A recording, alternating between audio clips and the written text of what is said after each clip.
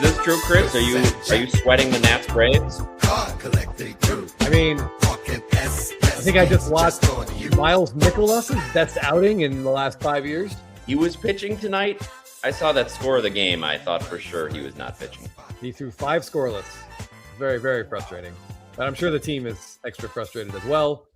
Before we get started, I just want to say a quick shout out to both P. Craig, Instagram follower, one of our Discord members as well, and my wife. My wife came out of her office yesterday and said, "Chris, you left garbage on my desk. Get it out of there." And I was like, "Oh man, like what did I leave in there?" What I had left in there was this Alex Verdugo card. Oh, I knew that was coming. Haunting me still. I don't know where to put it. I don't know where to put it where it won't piss anybody off, Jeff. Aren't there 2 of them? There's 2 of them, yeah.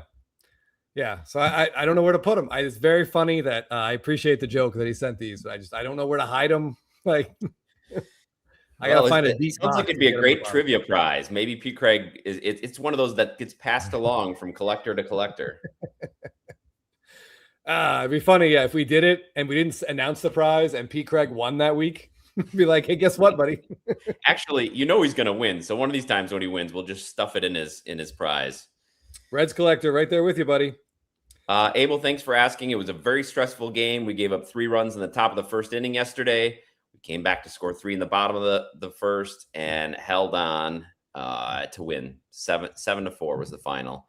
So we advanced to the championship game, as it were. So sorry I missed you guys last night.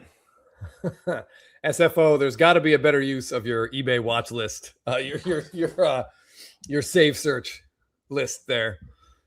I got to also tell you guys, Jeff, I ran out of, I didn't have any Coke Zero today. I thought I had a couple left and I didn't. Okay. So I'm going Makers and never tried this before. Makers and Sunkissed Orange Zero Sugar. Zero sugar? Oh boy. Hey. Yeah, I'll give you a full review in about 20 minutes. Wow. Oh. What, Brave score? We got a Dominic Smith. Who else? RBI single to tie the game in the 7th. Yeah, I keep almost picking him up in fantasy, but I feel like I can't keep going. He just doesn't play. He doesn't play every day. You have to do it, Yeah. Hey, what's up, Stadium Club Chrome? Jay Earseth doesn't know what to do with his hands. Well, let's just move on. Yep. I did see this ATL Jeff Black. Kyle Busch passed away, race car driver, NASCAR driver. Just not a lot of details about that, but he was only 41 years old and was racing last week and then got sick. So, so condolences to all of his family and friends and fans. And just another reminder how short and unexpected things can happen in life.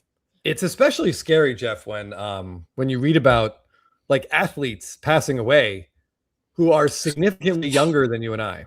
Yeah. That I find that gets extra concerning. Yeah, and what's crazy is that he was only 41, but he was considered a legend because he started racing when he was 16. So, yeah, just he put a lot into those 41 years, but really unexpected, which always seems to be. To put that into some perspective, when I was 16 years old, Jeff, I crashed. We had like a Jeep Wrangler. Stick shift, and I crashed it into the house. Okay, I can relate. Yeah, when I was 16, I had to learn to drive on a big passenger van because that was our second vehicle. And picking up my friend at his house, he had a U-shaped driveway, except the U was full of wood chips. So I had to back up, and I backed into a tree. Yeah, so we were no Kyle Busch at 16. But I want to add a little bit of clarity to my situation, Jeff. When the car garage, I was not in it. What? It was a cold morning in New Jersey. Okay. And it was a stick shift car, and I just leave it in I just like park it and leave it in neutral overnight. My dad had moved it, and he left it in first. So I just opened up the door. I kind of stuck my foot in on the clutch and turned the key, and the car just like shot, and I was just standing there with my foot in the air. And the car ran into the side of the house. And my family will remind me of this every couple of months. Anytime a car is mentioned, it is mentioned that I ran it into the house without even being in it. It wasn't completely your fault.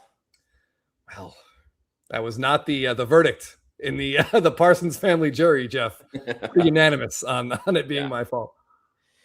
A couple things I wanted to get to. Yeah, vibes are good in Milwaukee. They are looking good tonight. My dad's there in attendance with my uncle and aunt. They got a good first inning, so hopefully they're hanging on there. Thank you, Michaela. Just finished season 1 of NCIS Origins. Not prepared to cry at nearly every episode. Will be starting season 2 ASAP. Season 2 is great and only gets better. So thank you for tuning in. And season 2 has one of the best opening montages in network television history.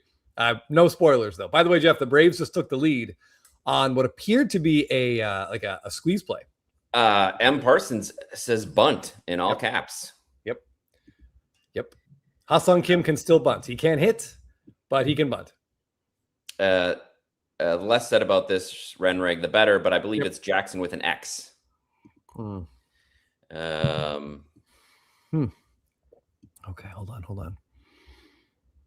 Oh, yeah, Henderson's owning Ohtani. That's cool. Well, I saw Ohtani was on his first 2 times, so it was nice that Henderson got him. Well, all right, what we got here? Yeah, K. Dunarino, this is just well worded. Try to externalize. That's a fantastic verb right there, right? We want to start tonight with something really, really cool that we saw on Instagram. Let me just watch Acuna struggle. No, don't challenge that. Alt of all places, Jeff, is where I saw this. Maybe you guys might have seen the original post. I did not, and now I can't find it. Here it is. So this gentleman whose father had passed away discovered his dad in the stands in the background of a Bob Wickman baseball card from, is that 2006 or 7? 7, I think. 7. I can't tell. I'm not good with that era. I think in the description it says 2007. Okay.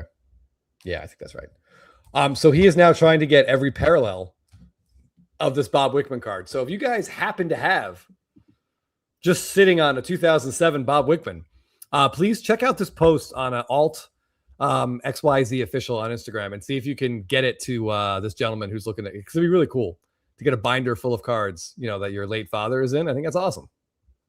Yeah, I do have to say, when I first saw this post, I thought they were honoring Bob Wickman. I thought they were Bob Wickman's kids. And as a Brewer fan, I have fond memories of Bob Wickman coming out of the pen, and was interested to see this. What a cool story. I hope they get all of the rainbow. As a Braves fan, Jeff, I do not have fond memories of Bob Wickman coming out of the pen. It began to feel like that was just a too great a distance for Bob Wickman to continue doing on a nightly basis. Yeah, he wasn't the most fit. He was sort of the anti Mariano Rivera coming out of the pen. Oh wow. Yeah, he and who was the guy who followed Joe Borowski, I think, in Cleveland. Cleveland always had they always seemed like these blue collar guys that would come off their day jobs off an oil rig or something and come into Cleveland and start saving games for him. Yeah, what about the guy who was the guy with the mustache? Doug Jones. There's Doug Jones, Todd Jones. There was a whole bunch of Joneses, yeah. And future Brewer legend. Yeah, they exchanged a lot of closers over the years. Staley, I wouldn't put it on one person, but if we had to really put it on one person, Mark Wohlers might be the person who started it. Ugh. Well, but some of them have great personalities, like John Rocker. Yeah, of course. Yeah, man. All out of context, Jeff. All out of context. Yeah. Ay. Bob Wickman or his clone fixed my same. Multi-talented guy, that Bob Wickman. Yeah. And apparently huge crack. Speaking of 2007, Jeff, I also wanted to just share really quick. By the way, the background of cards are awesome. I still have a couple of these laying around that a buddy of mine sent me. He ripped a couple boxes, but we get the serial killers, or not serial, murderers in the back of this card. We get people's dads in the backs of cards. You never know what the camera's going to pick up. Right. And then when it'll catch on, right? Yeah. Wasn't there a recent Ohtani that's caught on because of who's in the background? Oh, Kobe. I think Kobe's in the background at a Dodger game. It's a Topps Now card and it's going through the roof, Yes. apparently. Yeah, I think he's in the background on the back of the card, like in that picture. Yeah, I thought you were talking about when Ipe is in the back of his opening day. Well, yeah, that's popular too. Chris, look what I got here. Oh, it's a package, a very light package, but judging from the address on here, I know where it's from. And if I'm not mistaken, this is a card we sent in to PSA to be corrected, the label corrected. So we're all going to check it out together to see if they indeed corrected the label. Do you remember what it originally was called? It's crazy how fast this came back, Jeff. I'm not saying it's done correctly yet, but like we sent this in just over a month ago, I think. Yeah, and I actually got it back last week. So it was like 3 weeks door to door for this. They definitely seem to put a priority on fixing their mistakes. But if you don't remember, this is an orange Aaron Judge, but the flip had a 2018 Bowman Chrome or 2017 Bowman Chrome, right? Yes. Yeah. The flip said 2017 Bowman Chrome orange with like a different card number, like cards. The wrong set, the wrong year. Wrong number. All right, Keon Mabane, we'll give me a second and we will.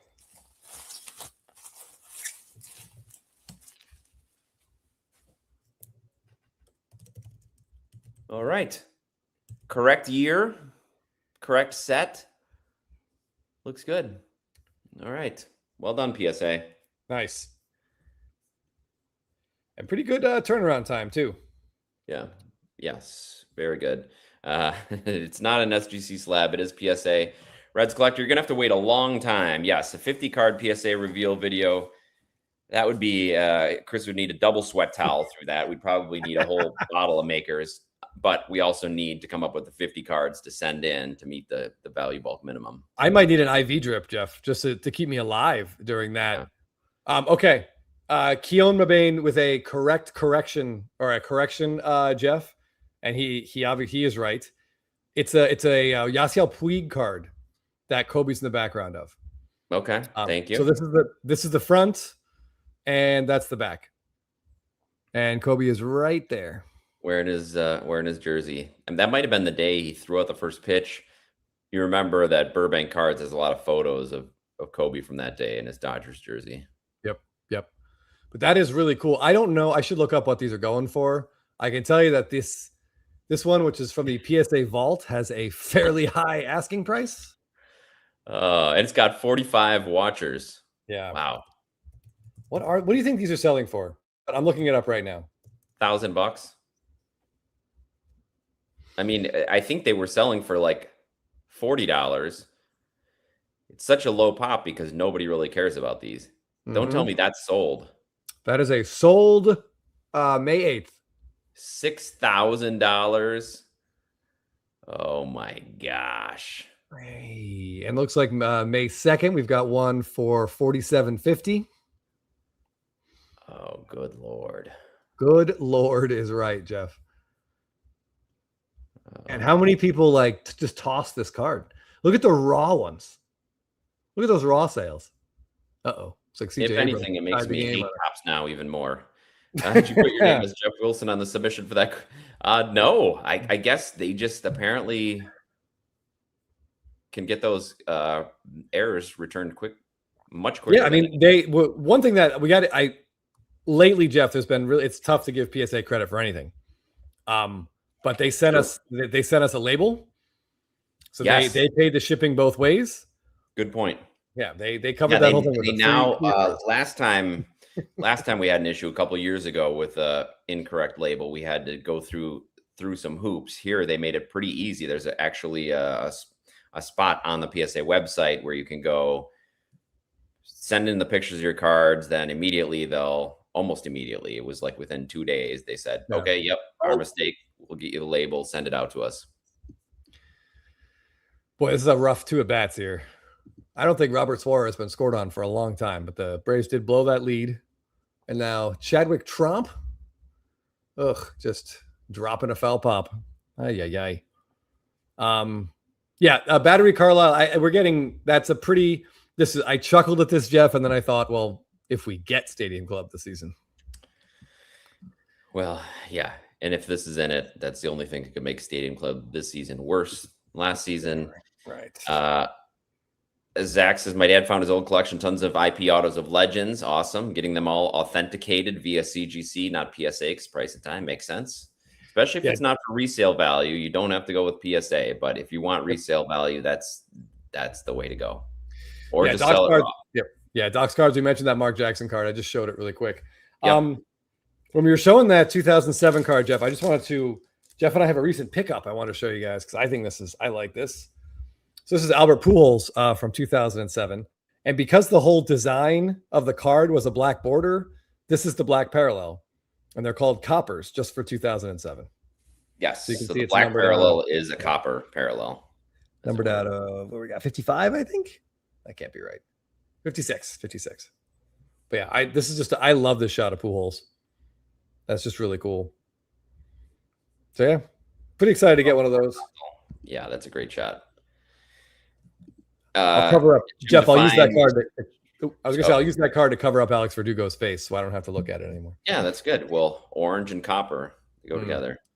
TCGs are definitely filling the majority of PSA's grading slots. Yep. They just don't seem to want to really make people pay for it, which is very strange.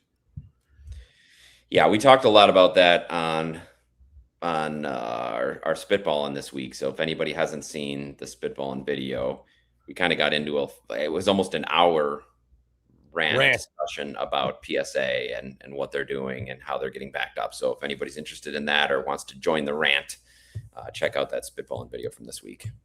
All right, I'm going to put the trivia link in the comments. First prize tonight, we're giving away one of these sort of Legends SPs from 2017 and 2018. You can choose between Hank Aaron, Clemente, Ricky Henderson, Reggie Jackson, or George Brett, guest star of the show Brockmire. Just, throwing that out there. You guys have about 2 weeks left to watch that show.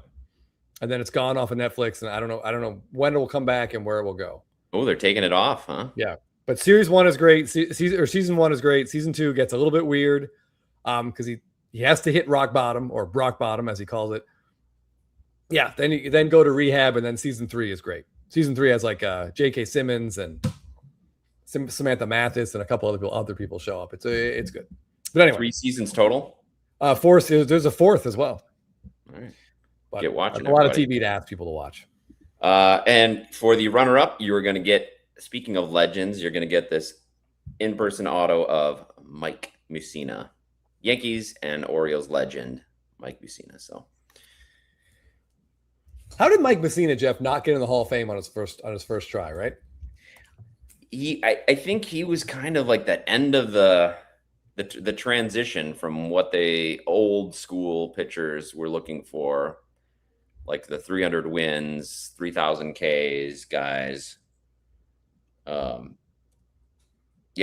He definitely worthy of it. And now with Sale right in, giving what we're seeing. Yeah. And it's funny. It's not funny, but you almost have to feel bad for him. I mean, almost, depending on how you want to look at it. But like the year before he signed with the Yankees, I believe they won the World Series. And then the year after he retired, they won the World Series again. So they did not win it during his Yankee tenure, but they won it the year before and the year after. And it was, a little bit like Don Mattingly getting out right before they made their extensive playoff run in the late 90s. Yeah. So, Jeff, there's a comment in there about Donruss Diamond Kings. Like from the 80s? Oh, yeah. Hold on. I noticed tonight that every single 1992 Donruss Diamond King Griffey PSA grades, they put 1993 on the label. Makes no sense. So I don't know what to make of this. I'm just doing a cursory look over here because I thought that was weird. And I had a minute to search while Jeff was talking. Where's my right here? So I did look this up. So let's take a quick look at this. So here's your Donruss Diamond Kings. And are we sure it says 1993? Just make sure we get this out here. But he's saying this is from 1992. That's what he's saying. And I'm looking at the back here. It does say 1992 Leaf, but then it also says 1993 edition. Right. A lot of times they'll print it. Back then, they actually used to print things before. So they might have printed that in the winter for the spring release. Yeah, I just don't know. I don't remember what all these cards look. Donruss especially got really weird in like the very early 1990s, but it doesn't even reference the 92 All-Star game on the back of the card. So I feel like this has to be a 1993 card. It is 93. Yes. Back then. So then they just have it was printed in 1992. That's all. Yeah. So that's correct. That one's definitely right. I'm just going to try to see if I see anything from 1992. Anthony's saying, look at the back there, random inserts. I can't believe that they'd be inserted 92 packs if they're referencing the 92 season. That's an incredible turnaround. Yeah, I don't think they're that quick. So I just don't know. Yeah, here's SGC also calling it 1993. So, PBJ, sorry to hear this. I was listening to your show, opened up a box of Stadium Club right when Jeff brought it up. I pulled a Yerman Mercedes auto. We can relate. Yeah. Yep. That one's in our pile of worthless autos right next to mine. Yeah, Reds collector, early 90s Donruss, like 1990 with that awful red with the cursive names, and then 92 it got weird. 91 is ugh. Yeah. All right. Okay. All right. Let me throw the link in there one more time here. I'll just keep adding it. I mean, here's some perspective. Let me just go ahead. If I can share my screen for a second. Okay, hold on. So this is the 92 version, and not surprisingly, just like the 93 version, you can see it was printed in 1991. They were actually just ahead of the game, which that's how I remember being in the 80s and early 90s. They would print cards because a lot of times they'd want to get them out as soon as possible. Ooh. All right. Well, Jason Kendall he's siding with, I don't know what side to pick on this, but it's definitely from 92 series 2. Okay, so they were doing 2 series by then, you're saying? Oh, yeah. They were probably printing like 800-900 cards, Jeff. Not quite. Remember that score set from 1991 that came out at like a shoebox? Yes, you needed a giant box for that. So are you guys saying that there was no 93 Diamond King Griffey then? Did he just not have one, or did he also have another one? Because that is definitely the 93 design, right? That Griffey, I don't think it, hold on, let me get it back. I don't think that the back of that Griffey is the same. Yeah, the back of the Griffey is green, whereas the one you're looking at is blue. So that makes me feel like they're a different year. Or that just could be the different series. Anthony's saying have like a different one in 93. Let's really dig into this. Yeah, boy, this is... Maybe is this the final card that absolutely just undoes PSA?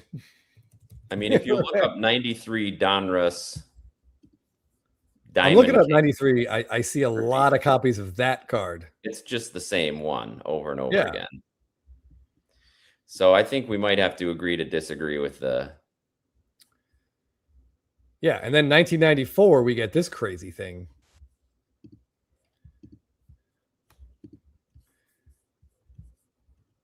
Oh, hold on. Oh boy, things are happening. ComC is showing 90. Thank you. Yeah. Randy Johnson was the Mariner Diamond King. Yeah, let me get this thing in 94. So Yeah, that makes sense. A lot of that. Yeah. Yes. Okay. Yeah. They were ahead of the game. Now it's like Topps will put out a 2024 product in 2026. So you just don't even know. Yes, Brian, you're in the right place then. If what you want to be doing is this. Yes. Welcome home, Brian. Yes. You found this is all of our lives. Yeah. We do this and our wives go on Tinder, I think. Yeah. All right. Tri-Cities laying it down. Yeah, that's a mic drop right there. Plain and simple. That's it. All right. Well, there we go. All right. Well, thanks for that. Did anybody watching get into the Sapphire football EQL? Jeff and I tried, but we did not make it. I think most people in our Discord didn't make it either, Jeff. I'm curious. Yeah, I wonder how many boxes were actually available for the EQL. Probably 20. And there are probably thousands of people trying to get it. And somehow Filmington probably bought like 3 cases. I don't know how he manages to do it, but yeah, well, yeah, I'm sure they're probably already up on eBay for some exorbitant fee.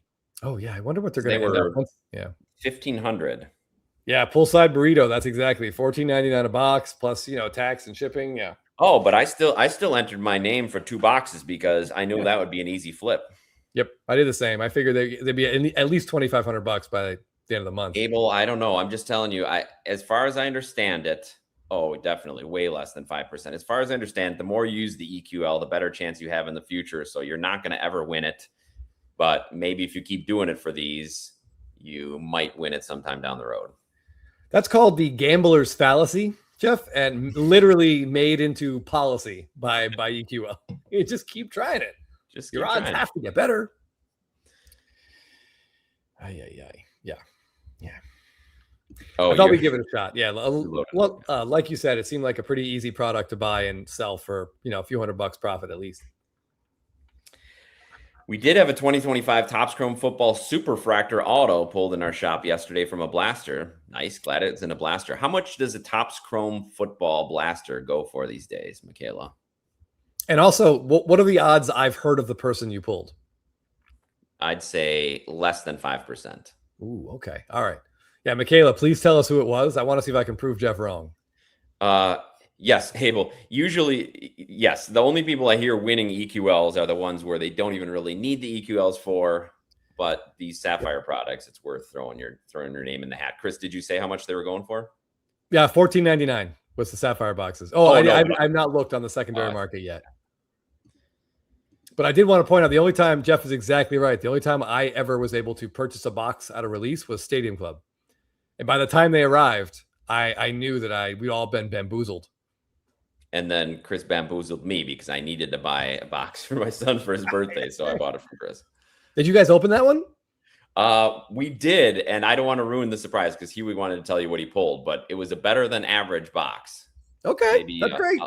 We'll have to do a little video and we'll show. Yeah, no, yeah, I'm glad. Did he get an auto of someone he'd heard of? Yes. Fantastic. Yeah, that's great. And a couple decent parallels. All right. I mean, maybe enough to sell and buy a blaster. We'll see. That's true. Ooh, okay. Michaela says, I do. I had a bamboozler look to me. Yeah, Carson Jeff, you were right. Schlesinger. Nope. I have no idea either. Never heard of that person. No. Schlesinger, man. Sounds like a kicker. Mm. Like that guy sounds like he punts. Yeah, maybe he's some European football, German ancestry. Oh, wait a second.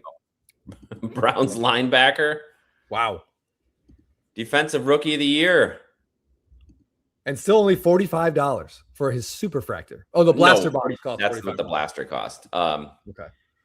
That's nobody pays attention to the defensive rookie of the year. It did.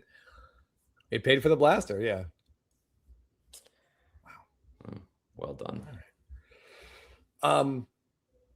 I want to talk about some stuff that I saw on eBay that sold, Jeff. But before I do that, I just want to tell you guys in the next 2 months. Well, no, I guess we'll finish it in July. My contractor friend is coming down from Alaska, and he asked about epoxying something new. So we're gonna make a new baseball card table. And Jeff and our buddy Jake, we had a little chat about what cards we should use. And Jake's 100% right. So we're going to use 2020 Stadium Club Chrome and 2020 Finest Flashbacks. So what I wanted to ask you guys, if any of you have like a box of Finest Flashbacks, kind of commons laying around, if you ever open that product and you've got some Braves cards, I would love to just like pay for shipping if you could shoot those my way. So if you happen to have any of those laying around, Verdugo Gold Refractor, dead center. Maybe face down. I could use that for one of the a lot of corners. Verdugo. Yeah. Yeah, I would love to take those off your hands. If you're not doing anything with them, please let me know. Stadium Club Chrome has $1 billion with a B extra 2020 Stadium Club Chrome. So maybe you can. I will message you. Because the Beam Team cards, especially, they're so bright, Jeff. They're gonna really pop off the table. A lot of the base cards are very dark, but the Beam Teams look really good. Just like sort of like started to line some stuff up. Nice, very cool. Kenley Jansen. If you pay Chris, he might take it, but it won't go on the table. Chris did mention this, but this seems like a worthwhile topic of discussion. Chris, what's going on in the latest? So Dan O'Dowd was MIA on the Baseball Network for a couple of weeks. We didn't see him, but he's back.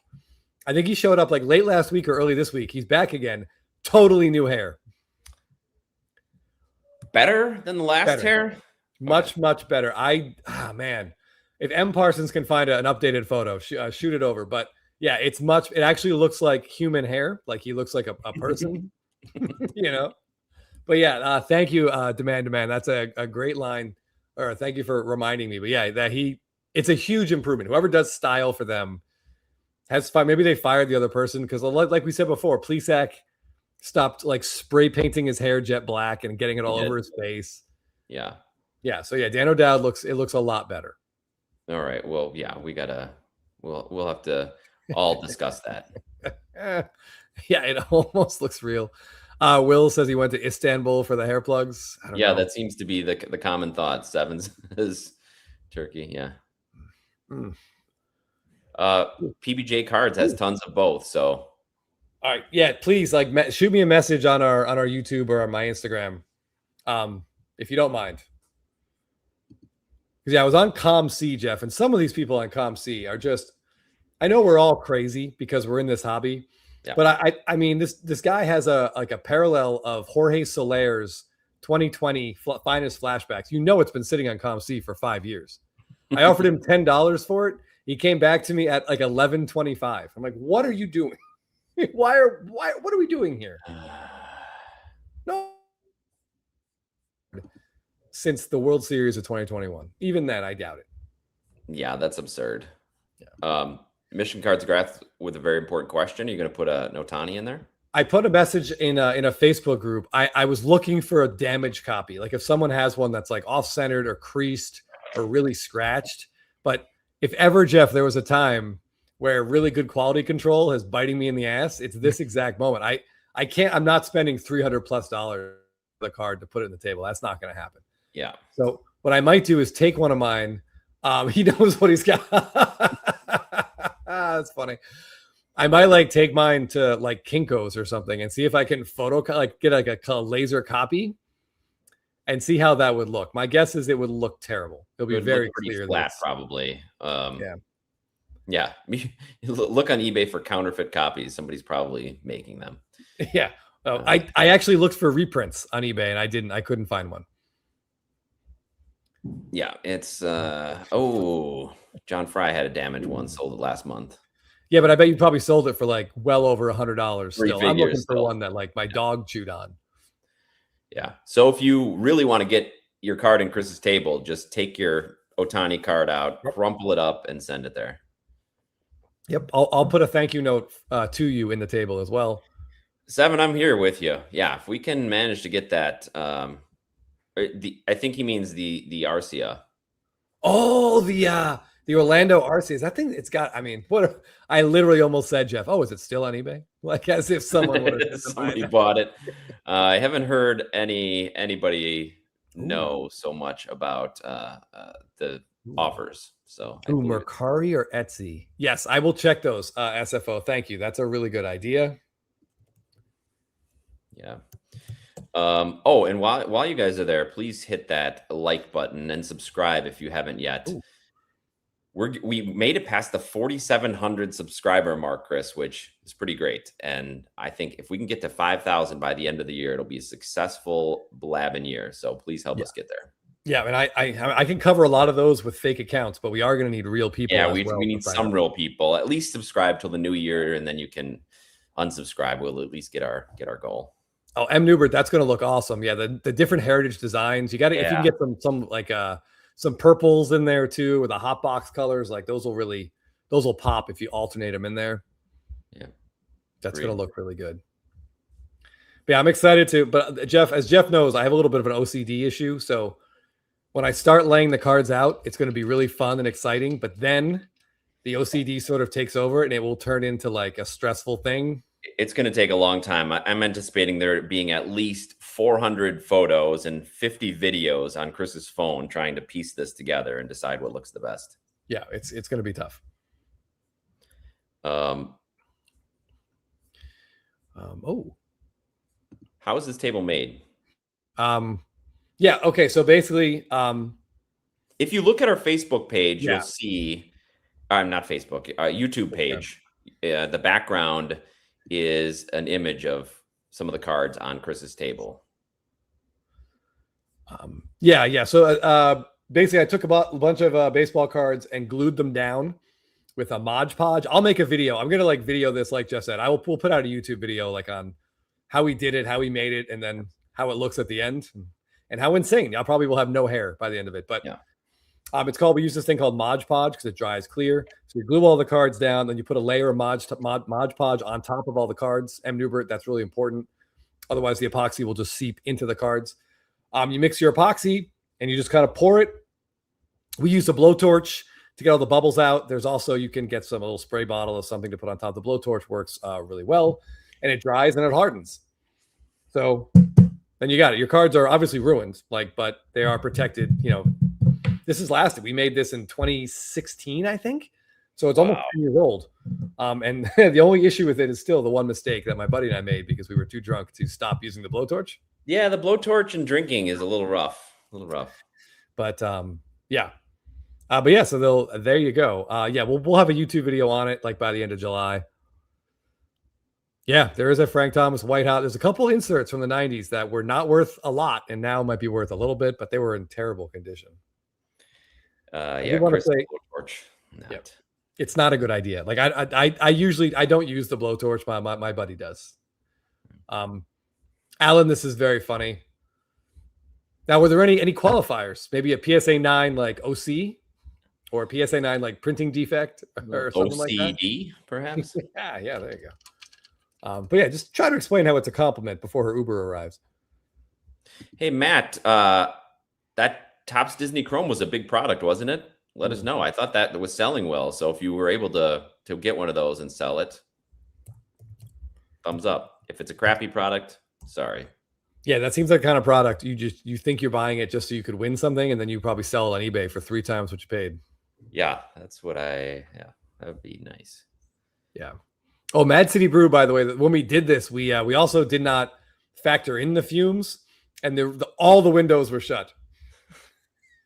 So we were very lucky that we didn't pass out on the ground or something. We learned from some mistakes. Well, yeah. Hodgepodge? Maybe you could get sponsored by Hodgepodge. Yeah, maybe. I mean, it's crazy to me when you start like putting it on there, it has like an opaqueness to it. Yes. A certain texture, which we won't name, but it does dry completely clear, which is nice. Okay. So the Braves here are in the bottom of the 9th inning, desperately trying to score a run off of this airtight Nationals bullpen, Jeff. Who's pitching for him? Is it Beater or Varland? Varland. Okay. So we got Michael Harris leading off quickly in a 1-2 hole. All right. It's hard to... And he just struck out swinging at a pitch that was never a strike. Oh, that sounds like old Michael Harris. Yeah. Oh. Abel in Vegas says you want to use the graded cards. Graded. I mean, it would look really cool, but that would be expensive. Even like, unless you just load it up with, we know what would be fun, Jeff, is we just bought like 50 Aristides Aquino PSA 10s and put those in a table. Maybe some Kyle Lewis. Yeah, there you go. Austin Riley base hit. Yeah, It's oh geez. Hold on. Give me 1 second, Jeff. Let me get the thing. Oh boy, Ohtani's up, 2 on, 1 out. Oh, they need lucky that I hope they're still up 5-0. In fact, I should just go look. And yes, they are up 5-0. Okay. Got a little bit of wiggle room, thankfully. Junk slabs of junk wax. That would be interesting, like an all 80s, early 90s table. Dodgers card, Dodger table. That'd be fun. Cool. The 2020 Austin Riley glutes card. I'm sure Chris is going to find at least 1 or 2 copies of that. Yeah, I'm thinking there might be a whole row of those. I've already been accumulating. I know it's 2019, but that Stadium Club Chrome insert card of Freddie Freeman where he's all pumped up. Yeah, I'm trying to get as many of those base like Chrome inserts as I can find to maybe do like a whole row of those. So yeah, so this is it. It's called Mod Podge. I said Mod Podge, but Mod Podge. Yeah. And then this is what we put on top. It's called Super Glaze. Let's keep our minds clean if we can. Takes a lot of this stuff. And there's a weird mixing thing. You mix it like when we did it, I think I had 3 people here just stirring constantly. A lot of stirring involved. The thing is you have to do it though. Otherwise, like Chris said, the epoxy will drain right through the cards because they are, especially the older, like the 80s ones that are real cardboard. Not a lot. Yeah, I'm not the Chrome ones. Like, I don't know if the epoxy would get into them, but just to be sure, like put the Mod Podge on top because the epoxy will bond to the Mod Podge really, really well. Yep. So it's just the safest way to go. Oh, Dominic Smith, a decently well hit ball, but he's out. I think this would be necessary. Yeah, stir attachment for a cordless drill. That's a great. So idea. Yeah, we use that for we also have like a epoxy on our floor. We have like a gray under where I am, and then sort of metallic blue over in like the kitchen area. And that you 100% need the attachment. For this stuff, you do not. Like you just get the paint stir and whip it up pretty well. It doesn't have to nothing really has to happen, if that makes sense in there. You can get away with just stirring, but you do need something to get the bubbles out. Either the blowtorch, or you can ask the Home Depot there. They can tell you there's like a chemical you can spray on it. Ooh, Todd Van Poppel and Ben McDonald. Yeah, it's tough. Like, yes, then the blowtorch. It was tough to go with a theme. Like we could do the junk wax. It would be cool to get. I think when I was over there, I heard you saying like actual packs would be cool. Like with the wrappers, I bet that would look really fun. But yeah, I could do this on every. I told my wife, let's just do every service at the house. But that was vetoed very quickly, and I think it was an appropriate use of her marital veto, Jeff. Well, there are some outdoor surfaces too. You could use. It doesn't have to be limited to the house. It's true. That's an excellent point, Jeff. Thanks for bringing that up. Seven's asking for a live stream of this. Oh, that would be fun. We'll see. This we'll actually be doing the pouring and the blowtorching in July, possibly around the anniversary of Con Air, of course. July 4th should always be a holiday in everyone's house. But yeah, maybe we'll do a little live stream. Jeff, you come over, help us mix. Maybe keep us from getting too drunk. Make sure the windows are open. Yes. Yeah, windows have to be open, and the blowtorch has to be used by someone who is more responsible than I am. Man, what a great play by the third baseman. Ohtani drove in a run, but the Brewers got out of the inning, so 5-1 so far. Yeah, most of what's in the table I have right now is from the junk wax era, I have to say. I'm just kind of looking at it right now. There isn't a lot of modern in there. Well, yeah, I mean, it was made so long ago. Yeah. There weren't a lot of ultra modern cards to choose from. Yep. Blabbin' tabling. Yeah, I'll definitely edit a video together because a lot of people have been asking me like how to make it, like how do we do it? And it's definitely something you can do without a professional help. Yeah, the biggest thing is to make sure that you get something with an edge. So yes, either with an edge. It's hard to. We actually at Home Depot you can buy these aluminum strips. They come in like half inch, or inch and a half, and that's what we did. So we bought those. cut them, and then just screwed them into the side. So we had like a lip. Right. There's a little lip there, so make sure you do that. Yeah. Oh, wait a second. Hold on. How far away does Jelly need to be? We'll get to Jelly has to unfortunately be far away, SFO, because the fur. If she's in a room, her fur is in the air. Yeah, the fur would get in the table, and that would ruin it. Yeah, and forgot she's going to make Jeff chaser, and so that's just going to get some humidity in the room as well. Mm-hmm. PBJ, I suggested this. I really did, but I was again. I think the veto power might be getting overused, Jeff. When it comes to cards, there seems to be a lot of vetoing going on. She would probably eat the epoxy as well. She definitely likes to, yeah. Well, Chris is going to start a new channel that's just blabbing about crafting and fine things. About crafting. Yeah, Seven Costanza. Like we didn't really, the first time we did it, we just watched a bunch of videos and then just did it. We figured like, how bad could we screw it up? And it came out pretty well. There's a lot of YouTube people, a lot of people on YouTube. A lot of people do this with bottle caps was the most common one that we saw. And so we watched this one girl did it with CDs. She like broke the CDs up and put them kind of face down. She had a table face down and a table face up. So you can see like some of the bands, but then she also did one with the shiny part was up. So it had sort of like a metallic, what's the word I'm looking for? I don't know, shiny rainbow sort of refractoring. Yeah. You can appreciate that. Yeah. So yeah, we will do this. Yeah. We'll get a video up in July. It'll be really fun. Yeah. Hopefully it won't be a live shot of me passing out from fumes and or our friend just blow torching my eyebrows off. Yeah. And it'll be me constantly pointing at the QR code in order for you guys to buy things so we can afford Chris's health needs. Right. After that. And if it works really well, Jeff, we're gonna have to get this. We're gonna have to get a QR code like that for Home Depot as well. Yeah. And Mod Podge, perhaps. There you go. Oh, all right. Okay. Oh, I appreciate you guys being worried about Jelly. That's funny. All right, let me get the tables can be called slabs too. You're right. Good call. Yeah. All right. Blabbing. Jeff, what's the score in that Brewers game? 5-1. Oh. Ohtani drove a run in, and then the Brewers got out of it. So 5-1, bottom of the seventh. Yeah, next up, we'll do dream catchers.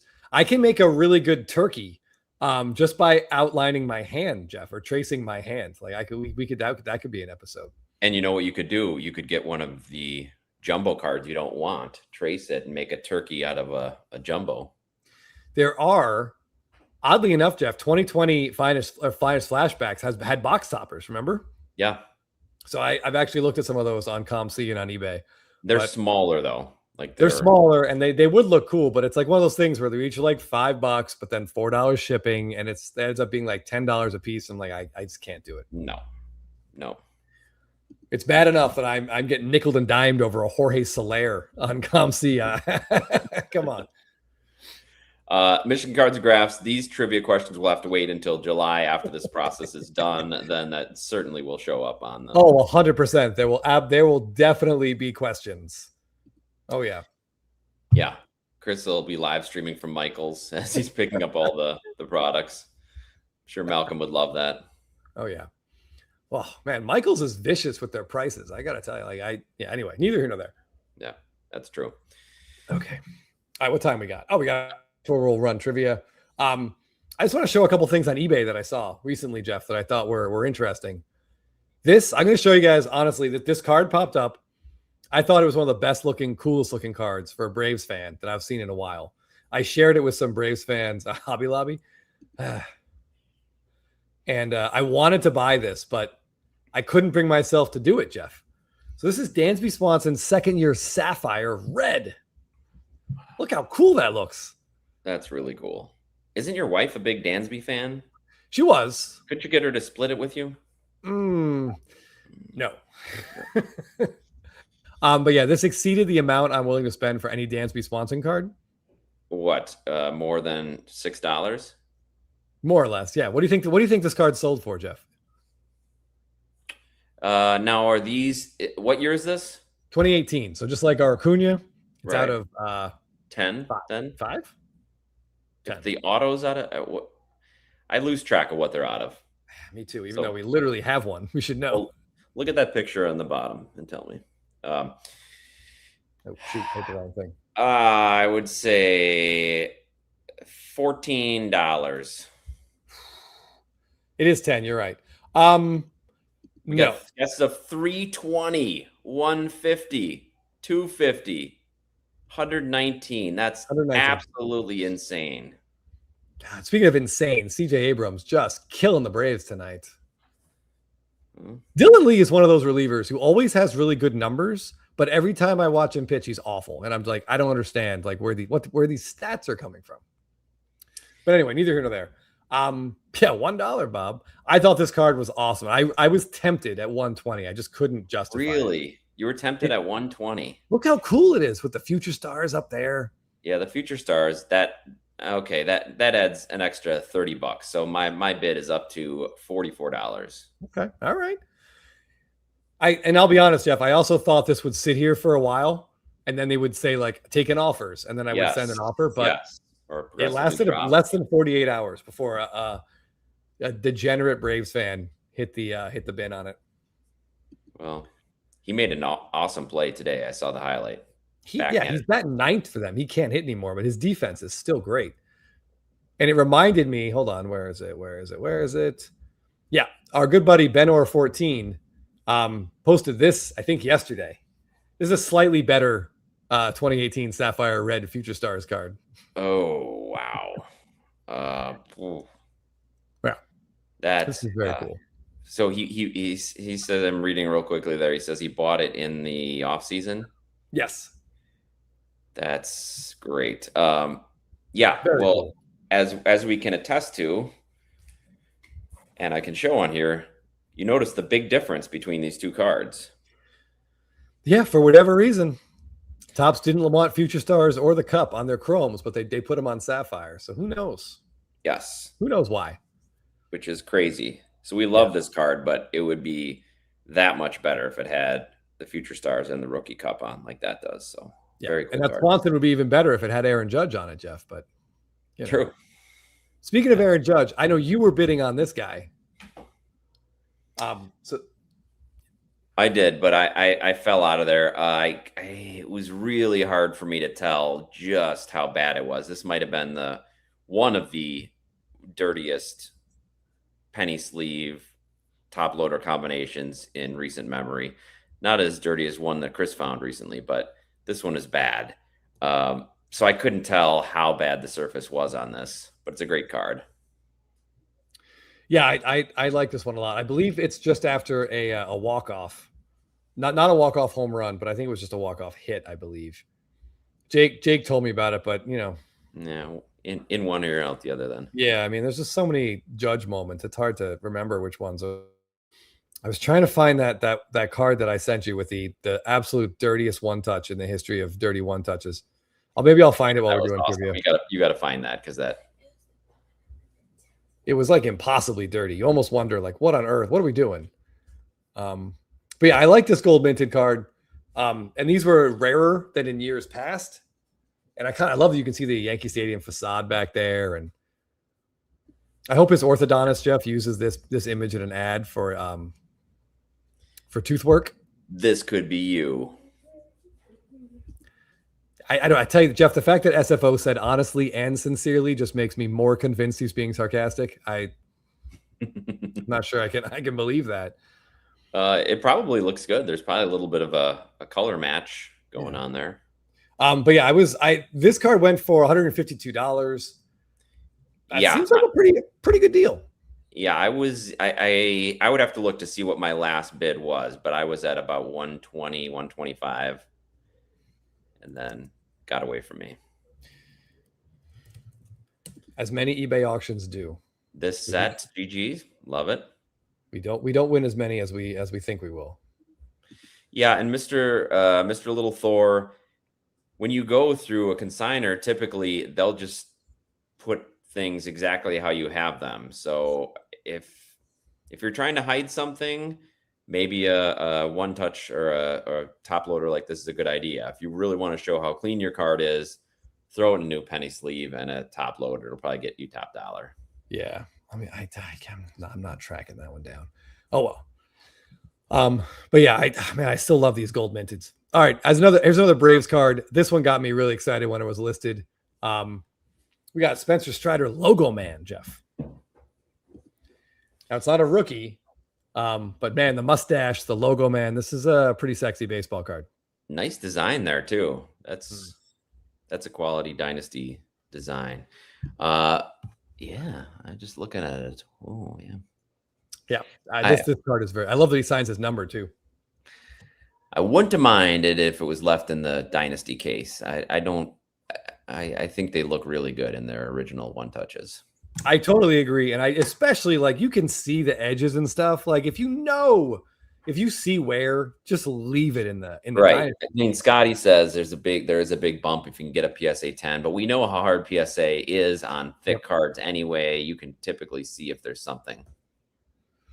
Yeah, by the stadium, Seven Costanza, yes, horizontal shots at Yankee Stadium can make really, really good cards. Like the Ben Rice update chrome variation was awesome last year.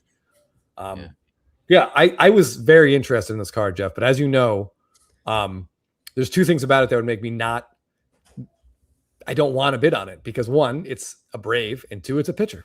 Yep. But I thought this would go for like.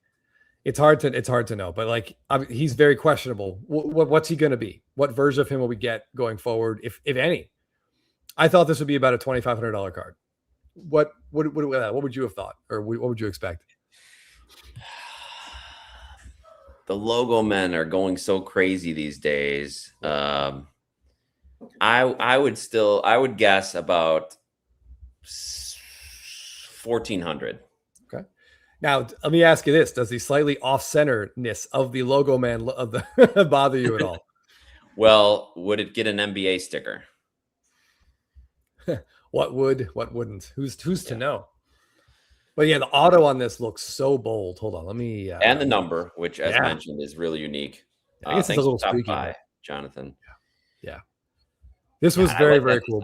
You even see how they incorporate. Could you zoom in again there, Chris? Yep. How they incorporate the little superfractor details in the back, those little circle type things. Yeah. You've got guesses from 500 to 5,000. Okay. Well, it is in that range. Okay. 1725. Okay. I mean, I don't know what to make of this, especially so like Rand says here, the new Dynasty selling on the secondary market for $2,000 to $3,000 a box. Is it worth it buying at those prices? I would say no way is it worth it. I mean, if you opened a box and got a one of one like this, a logo man one of one, you'd be pretty happy, but it wouldn't even pay for the box. Now, I don't know what a 2024 box is, but I'm guessing it's probably similar to what 2025 is. It's just really hard to make your money back.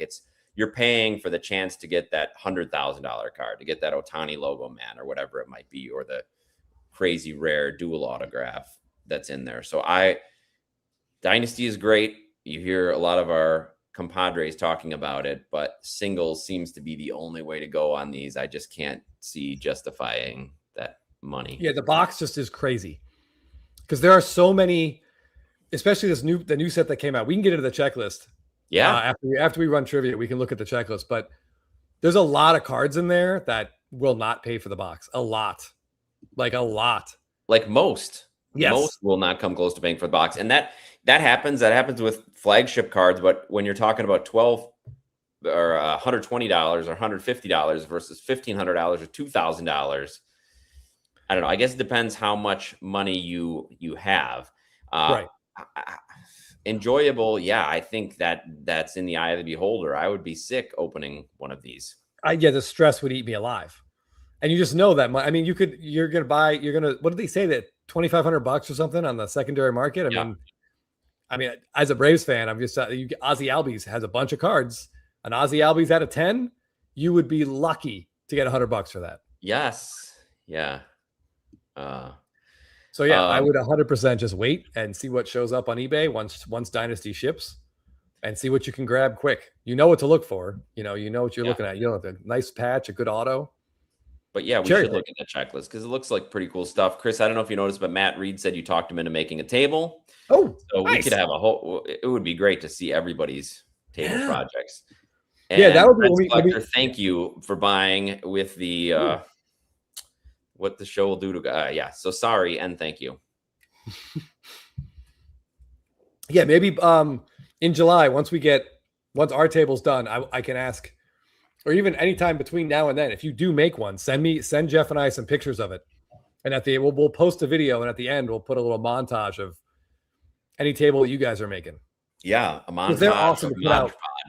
Yeah. If you guys are doing stuff over the summer and you have people over, it's a perfect outdoor bar top. Every time I've used this, people just want to, they look at it and they all have questions about it. They recognize a bunch of the cards. Yeah, Chadwick Tromp with an RBI single in the 10th here. It pulls within one. That's a great name. It sounds so made up. It does. It really does. Yeah. Yeah. But anyway, this is a very cool Spencer Strider card. I thought that. So go ahead. Yeah, I just thinking more about these Dynasty. To buy a case, what are you looking at? $20,000, something like that. I don't know how many in a case. I don't either. 6, 8 cards. But I mean, the fun would last for about 30 seconds, and then you'd be just left with a bunch of disappointment. Yeah. And it's just that I couldn't do it. I just couldn't do it. But I also feel like the person who sold Acuna walked. The person who sold the Strider, God, do you think they saw that start against the Dodgers and were just like, that's it? Very clearly. That was it. He's got no chance. Tied the game on the worst base hit I think I've ever seen. It's now 4-4 in the 10th. Is that what I'm seeing? 4-4 in the 10th. Yeah. Dubon just hit a ball with an exit velo of maybe 45 and a launch angle of 1.5. Didn't reach the outfield grass, but it somehow got past. Dubon-esque. That sounds like Dubon-esque. Yep. Bat to ball. And amazingly, the pinch runner scored from second. Unless that's Trump, which I have a hard time believing it is. And it is. I was wrong. That was actually, I don't even know how much a 2020 Stadium Club, if you're asking 2020 Stadium Club Chrome box, too much. What, $550, $600, Chris? I was going to say at least 600. Let me take a look here. We're talking hobby box. I know blasters have crossed 200. Oh, if you just mean regular Stadium Club, it looks like PBJ's throwing in 280. But if we're talking Stadium Club Chrome, 800 for a hobby. Stadium Club Chrome says. Yeah. Yep. 800 and 795 were the last two sales. I mean, the problem is, Jeff, when you see that Ohtani auto sells for $100,000, the odd. I mean, you're never going to pull one, but the hobby boxes, they're just going to keep going up. Yeah. But even some of the lesser cards that we're seeing are starting to get some notice. So. Absolutely. Yeah. I mean, all right, let's do this trivia. All right. Link is in there one more time.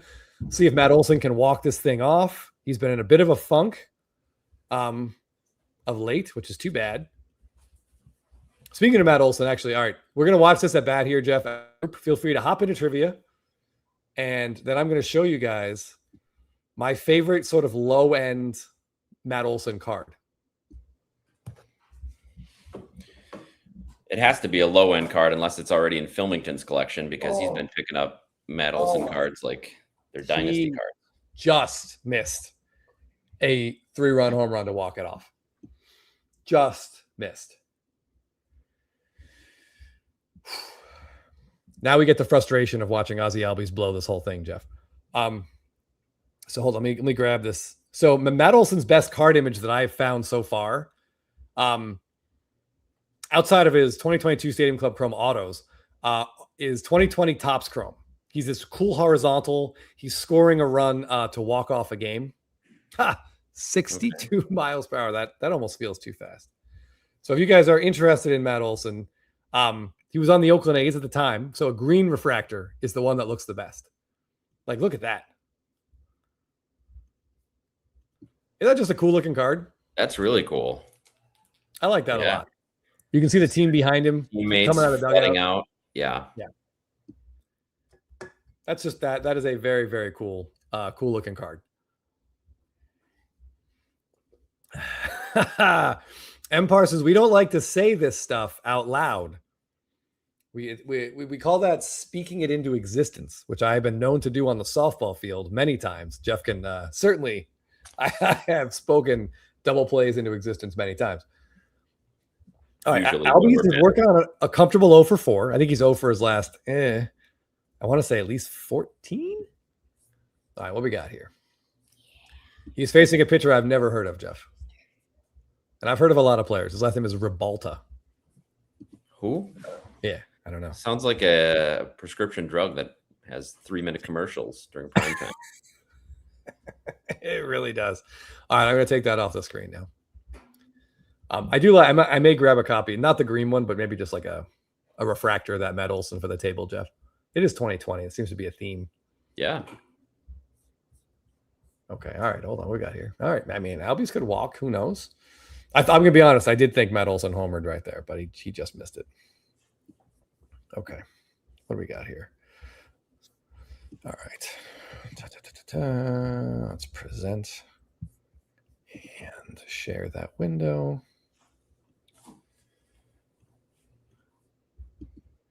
I don't think I've seen Ozzy Albies, Jeff, take 3 consecutive pitches before. Like at any point. He must be dreaming of fish. I mean, yeah. They were obviously either, I was going to say they weren't close, but he'd still swing. So I'm wondering if he's hurt. Oh, Michigan Cards and Graphs with a very interesting idea. Wow, Albies with a 4-pitch walk.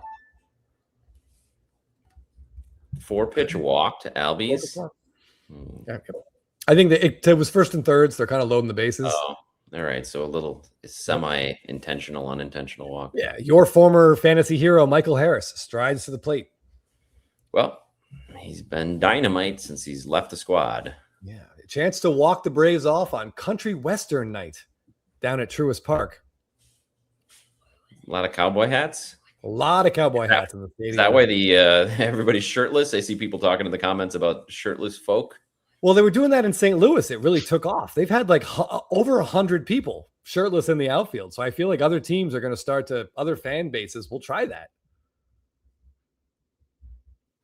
Oh, M. Parsons with, yes, absolutely.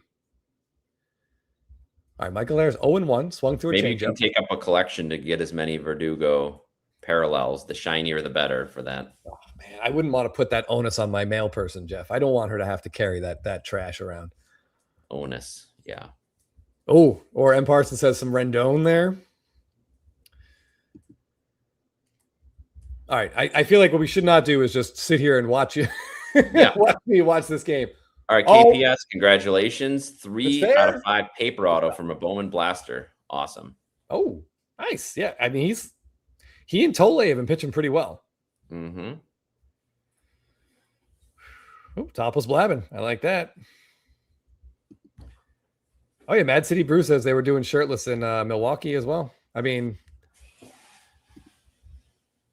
any good idea is just going to spread like wildfire.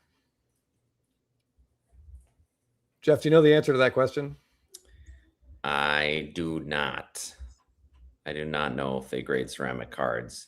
My guess is they don't. I don't think they grade metallic cards either. But Ay.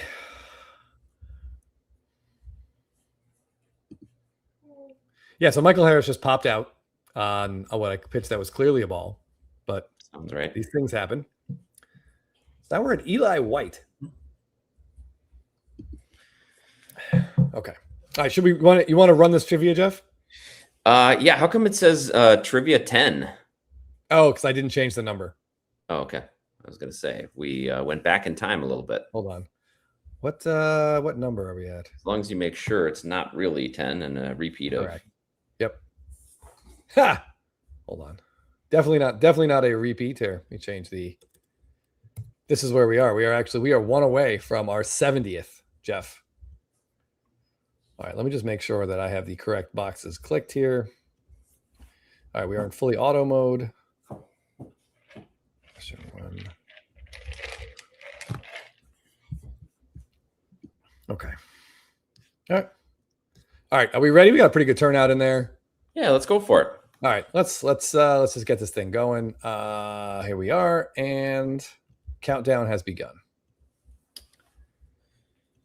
Okay. Oh yeah. As of this morning, what qualified pitcher leads Major League Baseball in ERA? Is it Bryce Elder, Cam Schlittler, Chris Sale, or Jacob Mizorowski? What qualified pitcher? Ohtani he does not qualify yet. Thank you. I thought you were going to put him on there just as a way to trick people, but you did not. That was pretty generous. 65% of you went with Cam Schlittler, who is a model of consistency over there in New York. Michigan Cards and Graphs, Reds Collector sharing the top. Which of the following players has hit a home run this season? Sluggers, Chandler Simpson, Jason Dominguez, Fernando Tatis Jr., or Colt Keith? Which one of them has hit a home run? Yeah, I was trying to figure out a way to word that. Yes. Only one of those guys. Oh, well spread out. Jason Dominguez is the correct answer. Jason Dominguez. Games he was up. Oh, yeah. Michigan Cards and Graphs, 139 at the top. Which one of the following players is hitting over 200? Manny Machado, Corey Seager, Cal Raleigh, or Bo Bichette? Which one is hitting over 200? Only one of them, Jeff. Which one of the following players? Yeah, that's pretty sad. I know Seager's hurt. Bo Bichette has had a couple good games in a row. Did that get him over? It did. Sure did. He was at about 225 this morning. Excellent. Almost in Trout territory. All right, Ryan HB Cards now take over the top spot. This week, who hit the first inside the park grand slam in a decade? Was it Bobby Witt Jr., Trey Turner, James Wood, or Freddie Freeman? Inside the park grand slam. Yeah. Oh, good job. People paying attention. Nice.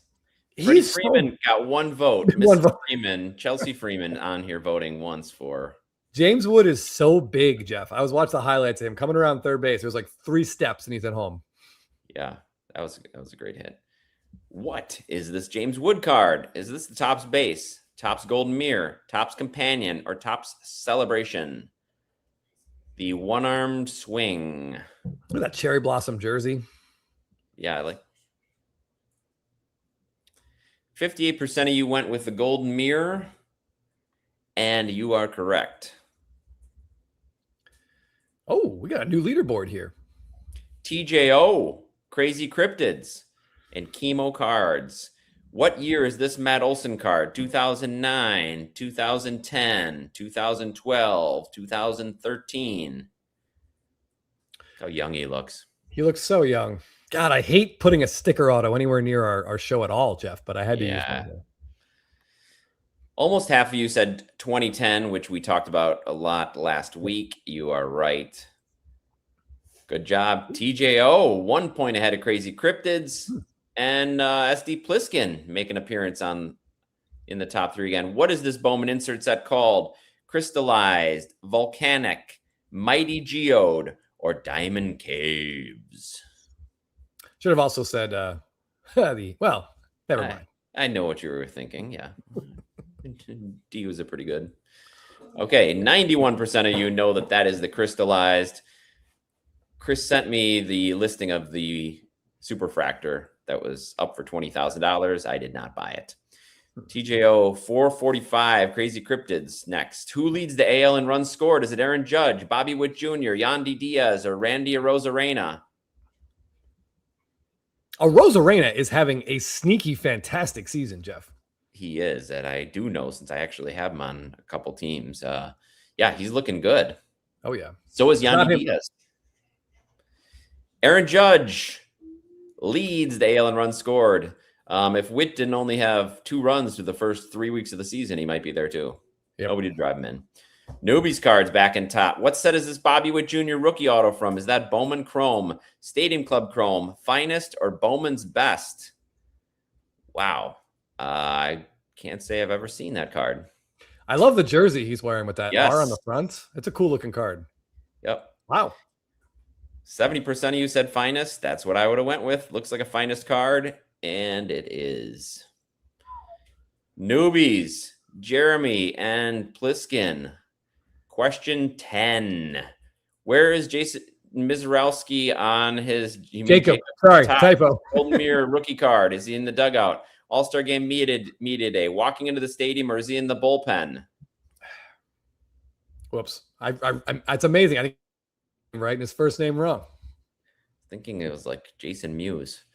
38% of you said All-Star game media day, and you are correct. Let's see who the winners are. That was some excellent trivia-ing people. There's some high scores. Jason G, 520. Jeremy D, 520. So we got 2 second place finishers. Oh, newbies cards. Newbies.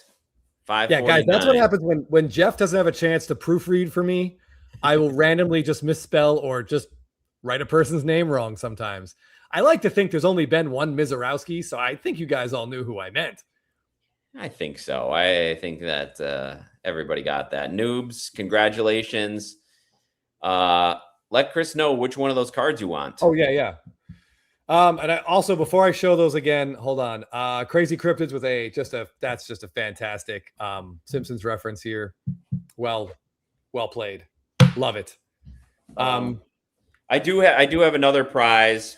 One of you in second place will get the Johnny Damon Yankee Legend auto, and one of you get Mike Mussina. Well, there we go. You guys can figure that out. So yeah, newbies, we've got some veterans image variations here. We got a Hank Aaron, Roberto Clemente, 2 2018s, Ricky Henderson from 2017, Reggie from 2017, and George Brett from 2018. So whichever one of those you like, let me know. Oh, we'll M. Newbert donated those, and he's not a Yankees fan, so he's deferring his prize. We got a prize for you. Yeah, we'll find a Red Sox prize for you. And I've got to keep better track of who sent us in what, Jeff. I know. I'm sorry. I'm not good at that either. But thank you to all those of you who have continued to donate prizes. Yeah, Newbert, we'll get you a Red Sox prize. What about this? What about a Clemens? Oh, that's actually pretty cool. But that probably came from him too, Jeff. All right, we'll find something locked in a room of fumes. My wife was convinced that this my little man cave here did reek of fumes for like months after we did it, and I don't recall that at all. So I'm sure it didn't. All right, Newbie says he likes the Clemens. We'll get you the Clemens. Great. He was at the first Sox game today and threw out the first pitch to Kobe. Very cool. Nice. How many kids does he have in the majors now? Is it 2? Cody and Kobe? I wish I had Jake Bauer. Sorry. I know he's got like 5 kids that all start with the letter K. Oh, this is an exaggeration. The fumes the only alarm the fumes set off was my wife's internal alarm that she was unable to breathe and suffocating. It was fine. It has to be the smoke alarm, right? You didn't actually get like the big fire alarm on the side of your house going off or the No. And anyway, Jeff, that alarm is just painted on. Okay. So for anybody thinking about setting fire to Chris's house. Yeah, I mean I'll find out 3 days later. All right. So hold on. So let's see. So JG wants the Mussina. Who else was in trivia? Oh, hold on. I'll pull it back up. Give me a sec. Wasn't 2016 the year M. Parsons said Chris was starting to lose it mentally? It might have been. Jeremy, great. All right. Get a screen cap of that. I think I have your addresses, but in case I don't, or you haven't won a prize recently, which most of you have, send me your address again. I'll get these out. Filmington with some follicular suggestions. Appreciate that. Hey, Phil, you want to come on and rant a little bit? Congratulations to you and your growing family. I'm not sure if you had any time to follow sports cards this week, but it's been a lot going on. And Well, once right now, again, Jeff, he's probably just between naps. yeah. Is this it? I don't think that's it. I'm trying to find that really dirty one. Oh, Stadium Club Chrome dropping some knowledge here, some inside information. My wife has done a few painting commissions for Roger and Kobe. Nice people. Oh, that's Very cool. All right. Well, speaking of those crystallized, which were part of our trivia there, I wanted to share this post from Kentucky basketball cards. Because God, I think these things look, the more I look at them, the more I feel like these are inserts I can get behind, Jeff. So I can find myself, if you will, getting into. Pretty pleased with that. I might just leave. Use a little R-rated puns, but I think these cards look awesome. This is just the base. Look at the colors in this thing. Yeah, I feel like they've done a good job with all of their inserts, but especially those crystallized. And I'm tempted to make a move on a Mizralski. Yeah, as you should. Yeah.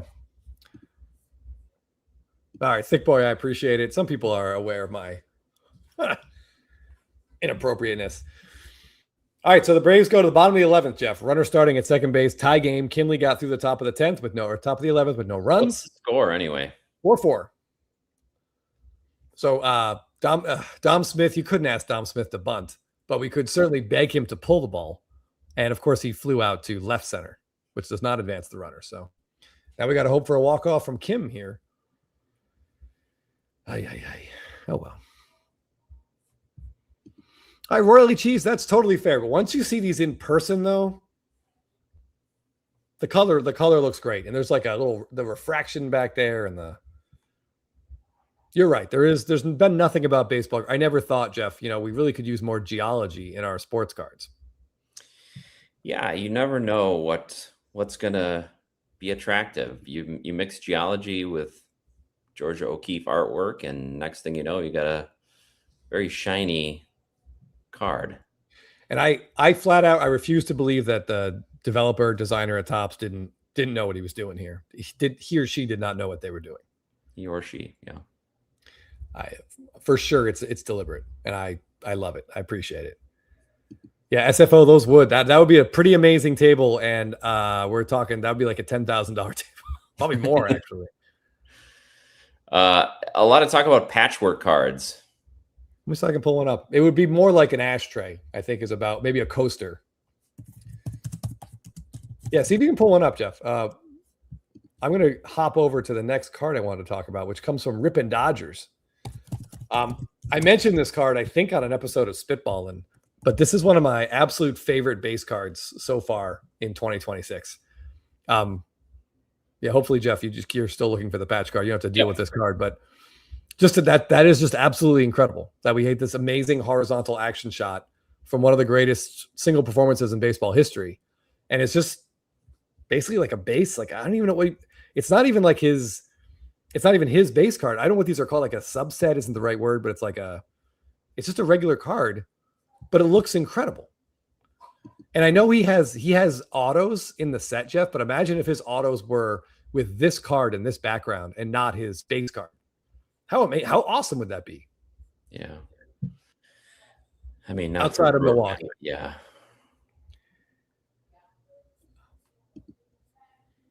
But yeah, Ripon Dodgers, very nice. Oh, that's cool. Oh, okay.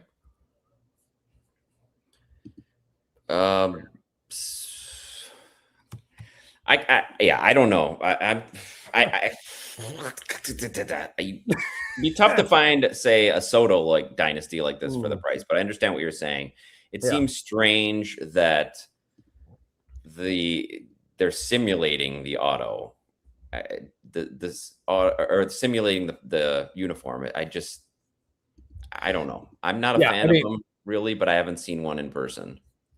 Yeah, I don't love them. I would say that the crystal, the The spotlights are incredible. That might be number one. Crystallized number two. I don't know. This doesn't. It kind of looks like one of the old Donruss studio cards, Jeff, like from the early 1990s. That set that Donruss came out with for a couple of years. I don't know. All these players are fully clothed. Yes, for better or for worse. Yeah. Somebody said busy. Right. I kind of feel like there's a lot going on there. Just kind of a random stitched name like that. It would never look like that on his jersey. And then you just throw the Bowman on there somewhere, throw the logo. Yeah, this is what it reminds me of, a Panini insert. Yeah, I mean, except for the logo man, which I don't think Panini could use. Yes, you're right. Or they can't use the name. So if they would have to make this really different if it was actually Panini. They'd have to get rid of all the Dodgers stuff. It would just be the 18. Yeah, there'd just be an 18, a guy in a blue jersey and gray pants. I don't hate it. I mean, I like seeing him try new stuff, but yeah, this one does not resonate with me. This one doesn't do much for me. Can Trump be a hero again, Jeff? Feels unlikely, but we'll see what happens. Okay, hold on. This one's kind of cool. Let me just show this one. Yeah, go ahead. Again, still busy, but it's fun to see those jerseys. There's just a lot going on here. We got two P logos, two PVHs. You don't need multiple P logos. Yeah, it just feels like they're trying to fill up the space with whatever they can. I don't know. I don't hate it, but this doesn't do much for me. Yeah, agreed. Yeah, maybe there needs to be a little bit more sexual energy in the background for me, Jeff. I don't know. Well, that's why you got the other ones. That's right. All right. CBTB 2009 has been on a Roman Anthony spree. And I just wanted to, oh my God, Jeff. Chadwick Trump base hit. Can Eli White score? Yes. Wow. Game over? Chadwick Trump just picking up nothing from Acuna or Olsen or Albies today, but Chadwick Trump. That's pretty impressive. Okay. We've talked before, Jeff, about the Cal Raleigh nickname card, the Big Dumper. I think Roman Empire might be like the second best nickname in baseball now. I just hope he can live up to it. It's a great nickname. How's he doing this year? I haven't kept track of much of the Red Sox doings. I believe he's on the IL right now. Hold on. I want to grab this comment. Rock Latex. That's exactly what I was thinking of. It looks like those Donruss studio cards. And this is what I was thinking of. Jim says, looks like a ransom note with a magazine, like just cutting out different pictures, kind of pasted on there. Michaela. I remember you're a big fan of the hot dog parallels. Glad they're back for you. He has been hurt. I believe he's on the IL now. And no one on the Red Sox is really hitting. Phil, if you're still here, we were talking earlier about Dynasty a little bit, and sounds like the secondary market prices are $2,500 to $3,000 a box. We're going to talk a little bit maybe about the checklist on there. Somebody was asking if it's worth opening, and both Chris and I vehemently argued against that. We looked at that Strider logo man from last year that sold 101 logo man that sold for, what did it sell for, Chris? $1,700. $1,700 bucks. Less than the price of a box. So that doesn't even pay for your box. It's really tough to get your money's worth out of the boxes. Phil says solid rip at those prices. He wants you to open so you can sell the singles to him. Right. Yeah. I mean, Phil's playing his own game. All right, we can take a minute. We can interrupt these IG cards. Let's take a gander over at the Dynasty checklist for a minute while Phil's here, because he can answer questions better than we can. So the checklist is 617 base cards, which I believe, if I read some texts the other day correctly, Jeff, it's about a 10 to 15% increase. It doesn't seem like that big of an increase, but as I understand, there are some people on Instagram really upset with how big the checklist got, but that doesn't seem like that big of a difference compared to the increase in print runs that we're seeing from other sets. Right. So each one of those 617 cards will have they're all out of 10, then they'll have an out of 5, and they'll have a 1 of 1. So just imagine, Jeff, you spent $2,500 on this box and you get an Adele Amador, Colorado Rocky rookie, numbered out of 10. Yeah, you're not going to be happy. I mean, if you scroll down this list, there's not a lot of names on there that would really make you happy. No, I'm seeing 7 Adley Rushmans. That's not doing much for you. Adrian Beltre's in the Hall of Fame, but I don't think his card's going to pay for the box unless it's a 1-of-1. This is interesting. You got 2 Pujols Dodgers. Yep. And then 3 Pujols Angels. Look at Bregman, 3 Red Sox. I mean, more Houston, more Red Sox. I would say 5 of those Bregmans are basically worthless. There isn't a Red Sox fan, or a Bregman collector, I think, who was interested in him on the Red Sox. No, I mean, this is you get one card. Yeah. Alfonso Soriano. I mean, who's excited about pulling that? McCutcheons are cool. Didn't need the Philly one. Austin Riley, I mean, that's maybe a $100 card. Maybe. Here's one of the grails, though. That's one of the ones everyone's going to be chasing. And you'll see there is 1. Yes. 1. That means there are 16 Barry Bonds Dynasty. And if you scroll down, the Ben Rice, those will be nice. You could pull a nice Ben Rice 1-of-1, and I bet it's still not going to pay for the box. I bet Ben Rice 1-of-1 will pay for the box for sure. You think so? Yeah, out of 10 wouldn't, but the 1-of-1, maybe even the 5s.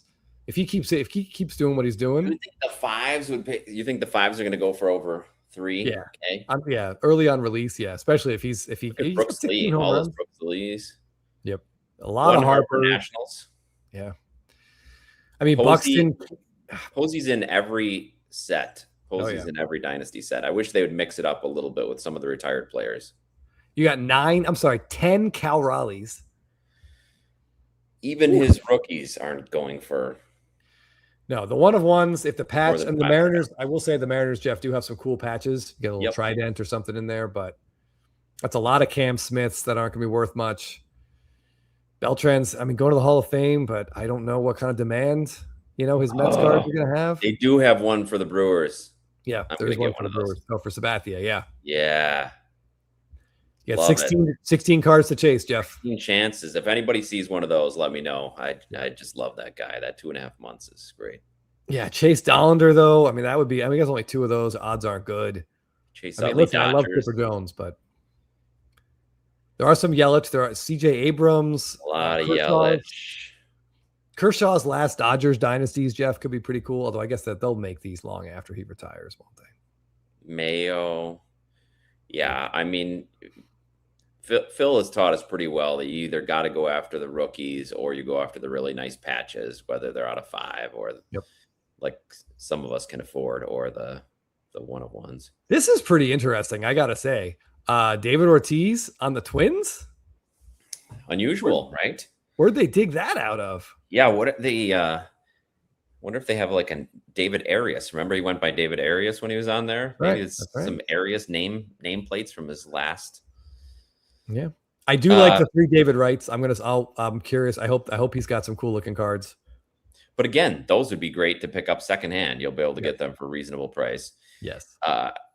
You got to rip an entire case if you want to do it right. Like going to Vegas, you need to lose money to make money. Cards are easy to store because of how few you get. Every kid needs this product. Well, we did talk about that earlier. Yeah, you buy a case because then your chances to go up, but that's also $20,000. You could buy a new car, or you could buy a used car. Yeah. By the way, look at all these Fernando Tatis cards, Jeff. You think he'll have a home run by the time this product gets shipped? So I don't. He's got 160 autos in this. Is that what we're figuring? Correct. Wow. Yep. By the way, McGriff on the Cubs.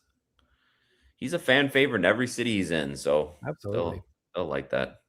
Obviously, this is intriguing. One on the Braves, yeah.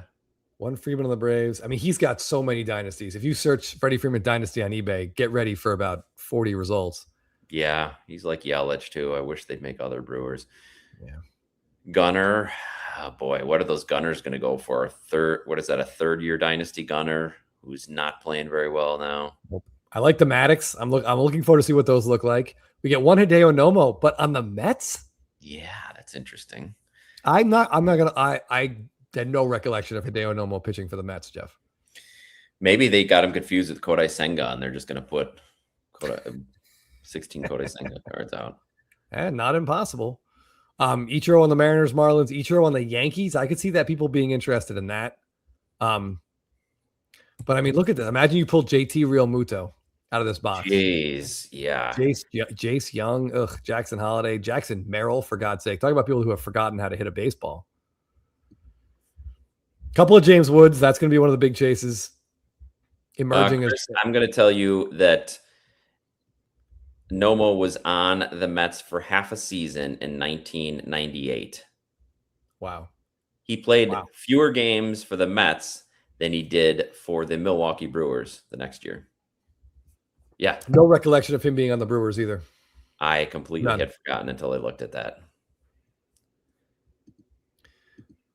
Jazz Chisholm and Jason Dominguez. Jason Dominguez, what's that, third-year card now? Second-year card?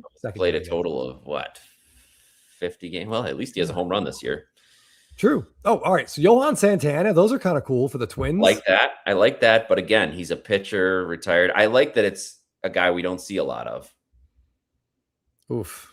9, 10. So many oh, God. Imagine you pulling Jose Altuve out of 10. I mean, your money's gone immediately. We got Soto on the Yankees, Soto on the Padres, Soto on the Nationals, Soto on the Mets. I mean, why at this point even make some of those? Why throw the Padres ones in there? He's got Padres ones. Those are about the cheapest ones you can buy, the cheapest Dynasty Sotos. Probably. Jung Ho Lee. Do we need 5 of those? Not even a rookie? Kevin Alcantara. Here we go. Oh, this is going to be a big. That's a fun one. I thought you were eyeing up the Christian Campbell rookies. Oh, no, but I mean, Christian Campbell, I mean, if you pull that Christian Campbell, it's a sort of paraphrase Principal Skinner, that wouldn't even pay for the gas that you spent to drive to the store to buy your box. Spoiler alert, I'll tell you one of the best parallels that Huey got out of a Stadium Club box was a Christian Campbell rookie. Oh, all right. I'll show you the parallel, but I didn't want to break it to him that he's. Oh, say it's a rookie. There you go. Yeah, I mean, Kyle Tucker on 2 teams. He's not on anymore. We got Schwarber on the Phillies. Bunch of Larry Walkers. Yeah, Scott's going to go crazy for those Larry Walkers. As an expo, that's kind of... I would like to see that. I'd be more interested in that than the Rockies, of course. Usarais.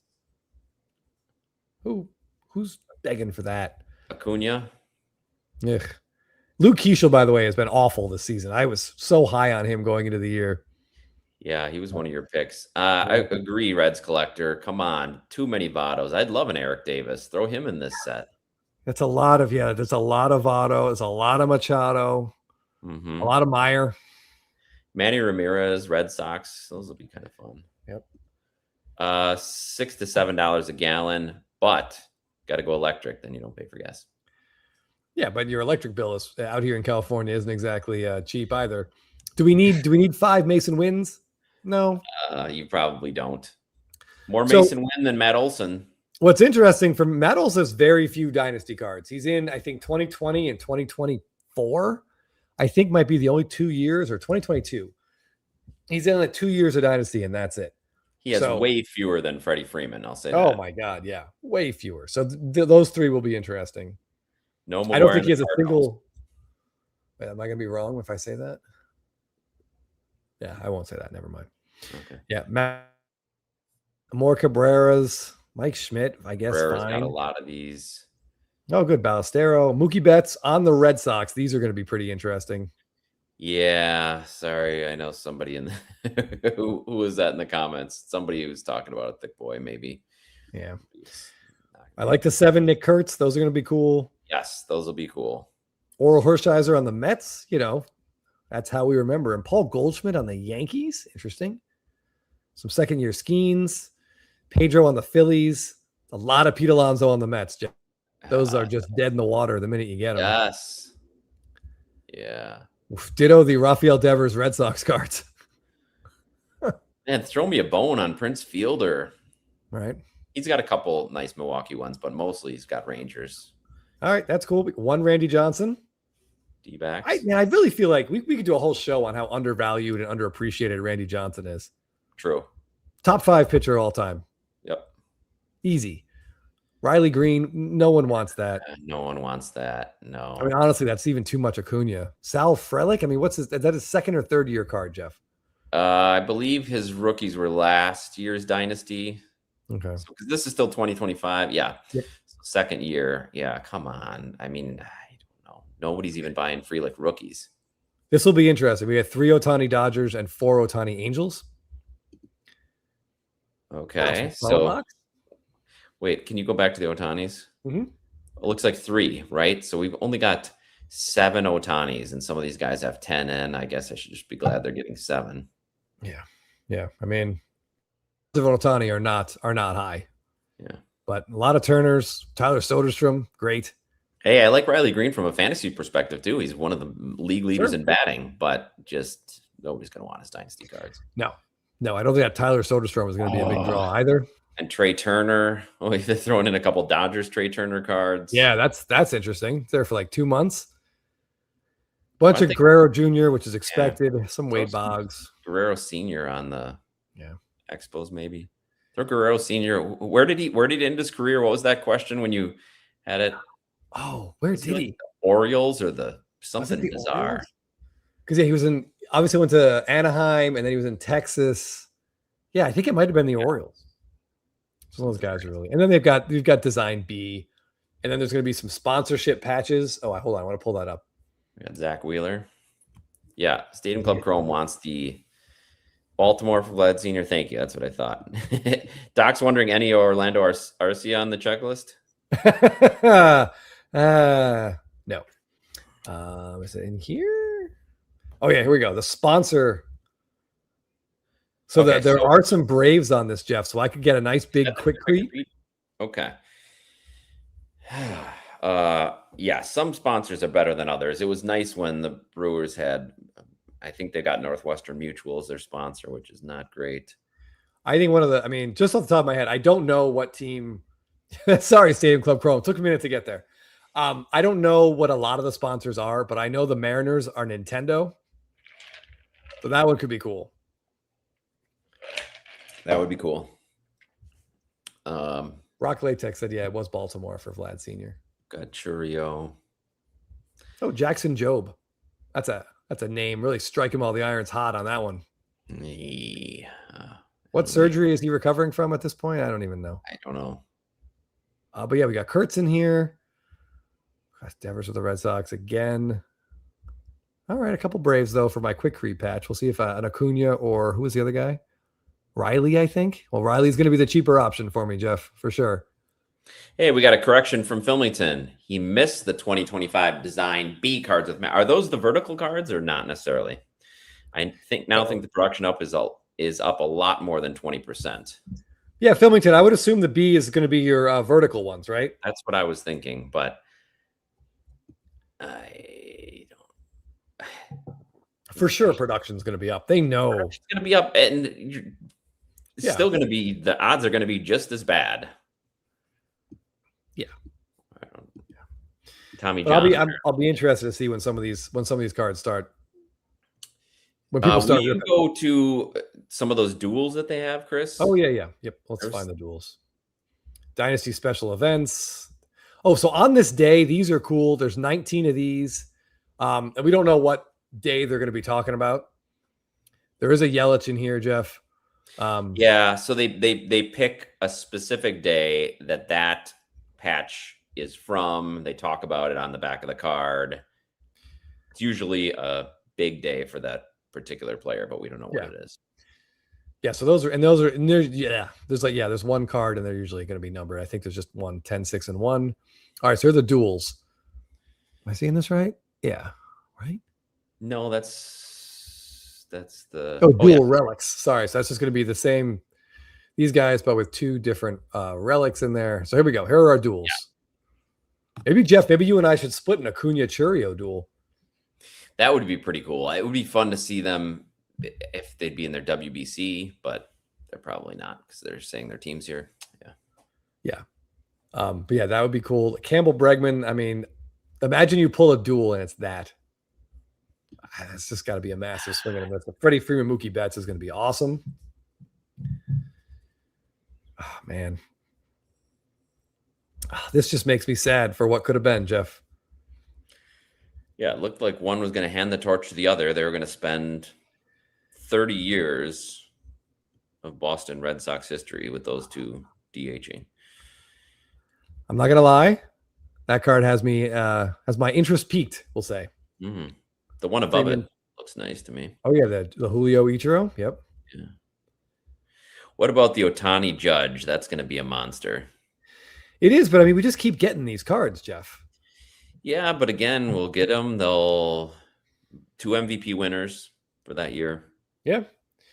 Yeah, we'll get this in Dynasty, then we'll get the gold logo man in what does that come as? Is that in Topps Chrome, I think? Yes. This And how much does Dylan Cruz bring down the Skeens auto there? Why Bobby Witt and Adley Rushman? What am I missing here? What's the connection? Youngish came up about the same time. Were they in the same draft? Because we know Skeens and Cruz were 1-2 in their draft. Well, Phil probably knows. Oh, jeez. Oh, my goodness. Oh, jeez. I'm not. You'd have to be the die-hardest Yankee fan in the world to want that. Same draft class, Phil says. Thanks, okay. Phil. Yeah, there we go. Makes sense. Yelich and Cheerio again. We keep getting a lot of those. I think what would do it for me is if they have cool patches. Yeah, I think maybe next year, Jeff, we'll get a Cheerio Mizorowski. It'd be fun. It'd be fun to get a Miz card for sure. Especially if it's Jacob and not his brother Jason Jason Mizorowski. Yeah, look at these triples now. There's a couple intriguing ones there. Oh man. I get what they're doing. I think that's Team Venezuela, but I mean yes, but why? I give you the duel. Adding Altuve doesn't help the card. And what on earth is this combination? Judge, Dominguez, and Ichiro? As if they played at the same time. I mean, I guess they were all Yankees at some point, but that's a weird one. Olsen, Chipper, Riley, that sounds cool. Harper, Judge, and Trout, sure. I mean, obviously the Freddie, Mookie, Shohei is going to be, that's a pretty fantastic card. Uh-huh. I mean, you got 6 MVPs and a lot of World Series rings on that one. The one below it's going to get a lot of attention too. Mm-hmm. 3 Japanese pitchers on that staff, and Sasaki's showing signs of life. Skeens, Ryan Kershaw, that one's pretty cool. Yeah. Another 2 Braves options here. Oh, look at this. I didn't even think about putting Trout and Reggie with Pujols. That's a pretty cool combination. Mm-hmm. That Reggie Jackson replacing Ohtani in that combination. Yeah. So I mean, it's going to be really, really interesting, but I mean, just the odds of you pulling one of these things is so slim, Jeff. Right. Ooh. Oh, there's a logo man. Wow. Of Churio and Acuna. Not going to lie. That'd be pretty cool. That would be. That's Freeman dual logo. A Votto Freeman. Jeez. This one's going to get a lot of attention. Yeah. Collector Charles wants Brocious added to that. Yeah, I don't. Maybe a Brocious Tino Martinez. That'd be a pretty cool combo. Where's the one I was going to? Yeah, then we got Ohtani, Mookie Betts. I mean, Mookie Betts does not have a lot of these cards out there. Obviously. No, he hasn't been signing for a while, so that is, No, yeah, there's a Yelich Churio here, a Votto, Larry Walker. Yeah, I mean, yeah, Dynasty is going to be, it's going to be a crazy rip to watch other people to see what comes out of these boxes. Yeah, Collector Charles. I mean, suggestion: a pre and post Royd Bonds duel. A picture of him on the Pirates on top and Giants on the bottom. Yeah, why not? Young and old. Just don't tell him the premise and have him sign both. He would do it. I think if you paid him, he'd do it. Yeah. But yeah, I don't even know when this product releases off the top of my head, Jeff. I'm sure we can. Yeah, maybe next week. If Phil's still here, he probably knows. He's probably got 6 cases coming in. I don't know why Bryce Terang isn't getting any Dynasty cards. He's one of the best second basemen in the league. Had a great WBC, great season last year. Platinum Glove winner.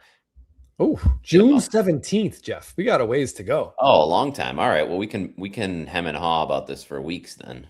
Yeah. Yeah, but yeah, I mean, it's interesting who they had to, my guess is they have to make these checklists early, and they didn't think Terang was going to be, as good as he turned out to be. Right, but they put Frelick on there. They had him last year as a rookie, and then again, yeah, they do have to make it early, but some questionable choices, and I'd like to see some variation.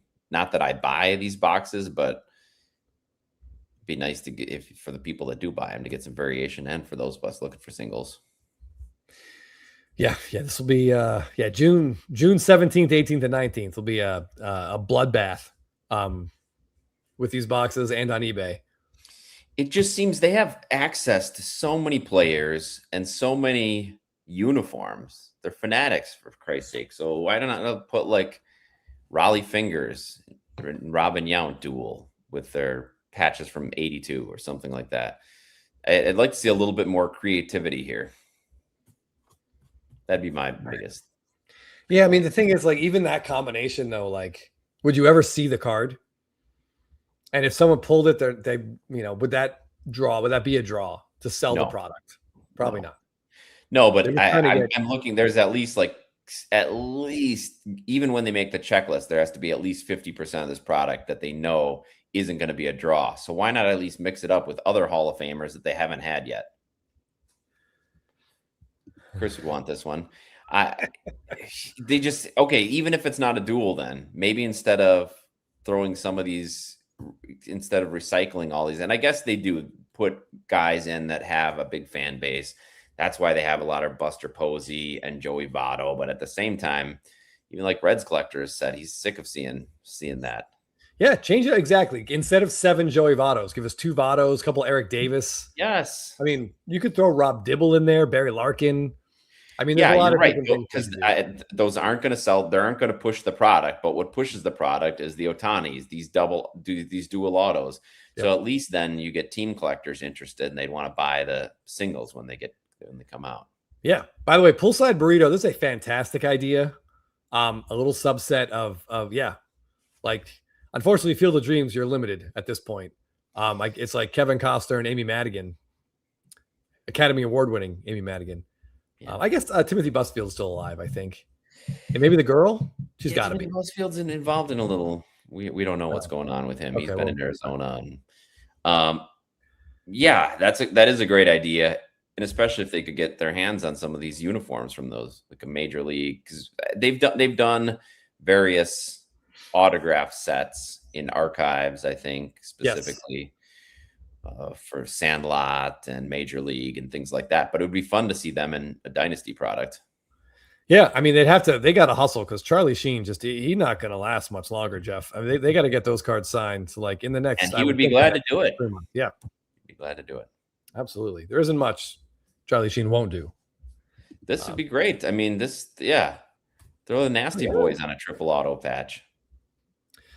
Yeah. Collector Charles, 3 classic Brewers. I would probably go with Molitor, Yount, Fingers. 3 guys from the 80s. I don't know. We talked about this a little bit before. It'd be fun to sneak Hank Aaron on there. Absolutely. Phil knows about the Hank Aaron dynasty. There was one on Heritage that I tried to go for. I think it was from 2020 also. But there's just so few of them. But that would be why Hank Aaron's a bad choice. No, you can't exactly do that. You could do still Brewer relics if they're not auto, but I'd like to see more creativity because this, especially if this is going to be their high end set going forward, they could do a little more. Yeah, I mean, we'll see. Hopefully, I like where your head's at. All right. What do we got here? Okay, I want to hit a couple other Instagram posts. Yeah, I didn't realize Dynasty was so far out because I know they did that EQL like fairly recently. Yes. Both Canadian, maybe? Or Votto and Larry Walker, both from Canada? Yes, Votto and Larry Walker, Votto and Freeman. Yeah. Okay. It is the lower end, but very cool stuff. At a Stadium Club from this year, we have a rare win from Blue Cat Cards. This Bobby Witt Chrome Auto. Great shine, Gatorade bath, auto placement, no notes. Wow, this is great. It's refractoring. So is that just all the autos are refractors? Yeah, I think Bobby Witt, for the Chrome autos, I believe they're all refractors and up. Okay. I think this one might actually be. I'm trying to see what it says there. No, I think it's just your base refractor. Yeah, refractor, gold, orange. They didn't print nice. a lot of these, and I think we've talked about it in the Discord a little bit. The numbering is totally nonsensical. The big names like Ohtani's golds to 10. So I mean, the big names have very, very few cards in this product. Topps was very clearly not going to pay a lot of big auto prices, unfortunately, for Stadium Club. But this Bobby Witt is fantastic. Looks they got to do better. No chance, Collector Charles. Witt is he's linked to that organization for good. I did hear on the MLB Network, they asked a pretty interesting question the other day. They were talking about, with Dan O'Dowd, no less, about whether the Astros should tear it all down and start over. Basically, because they're bad. And they have some big pieces. Like Altuve has no value, but Yordan Alvarez right now is hitting really, really well. And if you're running that team and you think we might not be truly competitive for another 2 or 3 years, you're going to trust Yordan to be healthy in 3 years? Or do you look to move him right now when his value is really high? You could get like 2 building blocks for your future if you trade Yordan in the next month or so. Yeah, that makes a lot of sense. The Astros have been competitive for a while. They really thrived off that being terrible for so long. You could get good draft picks, and they did, and they built up that team.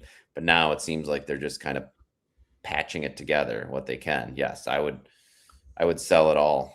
Yeah, and I don't Newbert. I would say that's the one team that he can't go to. Right, where's he? They're not sticking him in left field every day. That's not going to happen. But I think Mark DeRosa said the Yankees make the most sense, and they 100% do. I mean, you slot him right behind Aaron Judge, and I would not want to face that. So Chris, are the Yankees going to go out and get Devers and Yordan? I don't think they could play them both. Run? They couldn't play them both. I think someone else in the segment said, what about the Braves? Because they could work, they could have him DH most of the time. And then when Drake Baldwin comes back, Baldwin DHs like, twice a week. And those 2 games that he DHs, Yordan plays left. Could you live with it for two games every week of Yordan on left field? For sure. Probably. And if I'm a pitcher, I take that. I'd rather have his bat in the lineup, even if I know I might not get all the outs somebody else might get. Yeah. And they mentioned there's another player that the Astros have who is injured right now, but will be back. And that is Josh Hader. And there is not a team over 500 that would not line up right now to acquire a healthy Josh Hader for the stretch run. Yeah. But so those 2 guys would be real interesting. Poolside Burrito, do you mean that you'd want to see Witt go? Man, that's just so tough. You can't. No, he's your future. And I think he's locked in. Didn't they extend him? Yes, he's locked in. He's not going anywhere. Probably has a no trade, but yeah, Mr. The Cubs, I could see them doing that. The Astros should definitely blow it up because that's a winnable division. Not this year for them, but if they put together, take it a couple of years to build another foundation. I agree. Yeah, I do think the Mariners are going to go on a run at some point. I don't know when, but I expect them to pull away. But I mean, maybe they do, maybe they don't. Yeah, Gilbert has started to show like he's okay. He's not completely terrible. Yeah, somebody would take Abreu. Somebody would take King. Yes, thank you. This makes more sense. Yeah. I think that. How old is Pena?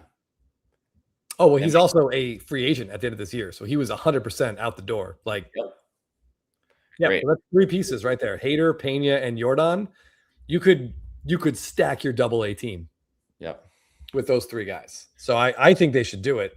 But I'm terrified about Yordan going to the Yankees. Yeah, what would be fun, and this is not going to work thanks to Yelich's health, but it'd be fun to see Yordan, even if it was just a rental in Milwaukee, because they would definitely have the pieces to get that done. But he's locked in for at least, I think Yelich or Yordan's got I want to say 3 years. I think they said through 2028. So yeah, they'd 2 have years. to give up a lot for him, but you can't have two guys who can't play the outfield. No, they could alternate in left field, but you're just playing with fire. Yep. Yeah, Yep, but yep. it would be great. That's what they need, a jolt in that offense. But my Yes. hesitation for the Braves, which is silly, is how left-handed they would be with Baldwin, Olsen, Michael Harris, and then Jordan on top of it. It's a lot. But Hader would get a ton. If you think of all the best teams in the National League, especially, there's a lot of left-handed bats, Jeff. Mm-hmm. Phillies' two best hitters are lefties. The Dodgers have Freeman and Ohtani and Muncy.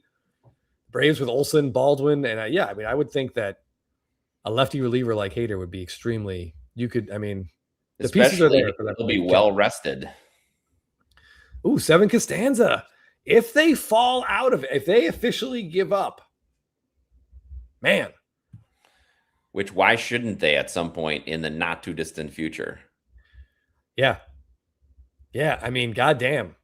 That's a great call, Seven Costanza. I didn't even think about him. I haven't really thought much about the Red Sox. Sorry, Filmington, if you're still here. But yeah, that would get a major piece back. Whew. This could be a really interesting deadline. I think a lot's going to depend on. So Crochet is back throwing to live batters. He's going to be back in that rotation in, I don't know, a week or 2 weeks. If he looks like he has looked, yeah, there's no reason to wait much past the All-Star break to blow it up. Yeah, I mean, they'll build around him, but yeah, and also someone at Collector Charles here, and I saw. Oh yeah, they'll build around him, but I just mean if he's not being very effective, there's no reason to play for this year. No, I see what you're saying. Yeah, Scooble would be the number one name that we're going to hear a lot about because the Tigers have been getting their asses kicked. They're not scoring any runs, and he seems like he's going to be back fairly soon from his surgery. Yes, he's gonna have a live arm. He should be back before the All-Star break. So I think he's gonna get a lot of attention. There's some people in Milwaukee talking about potential deals for him. I just don't think it's worth it. That obviously they could use him, but the Brewers pitching has been really good, and they'd have to mortgage a lot for it. So I don't know. They could use a bat more than that. Yeah, and Scooble would be. I mean, yeah, man, like he's very clearly not going to resign in Detroit, right? Or would have already happened. And they lowballed him so bad in arbitration, Jeff, that's got to sour that ship has sailed. No, So he wants to get back as soon as possible too, because he wants to show that he's still got it. He wants that giant bag that's waiting for him. Oh yeah. So what's the most a team would give up for 3 months of Scooble to have a healthy Scooble in September and October? I mean, if you think that would be over the edge, yeah, which. There's definitely some teams that it would. Yeah. Oh yeah. Yeah. I saw we had Thorson was here, and I'm sorry to say, but I would think Joe Ryan might be available. I just don't see the Twins having any sort of long-term staying power in that division this year. So he might be available. I would love to see the Braves trade for Buxton, but I don't think that's going to happen. Yeah, somebody had brought up Buxton earlier. That would be something. That would be it. That would be awesome. Yeah, he's going to be there. Great. Hot name. I hope Scooble doesn't go to the Cubs. That would really help them.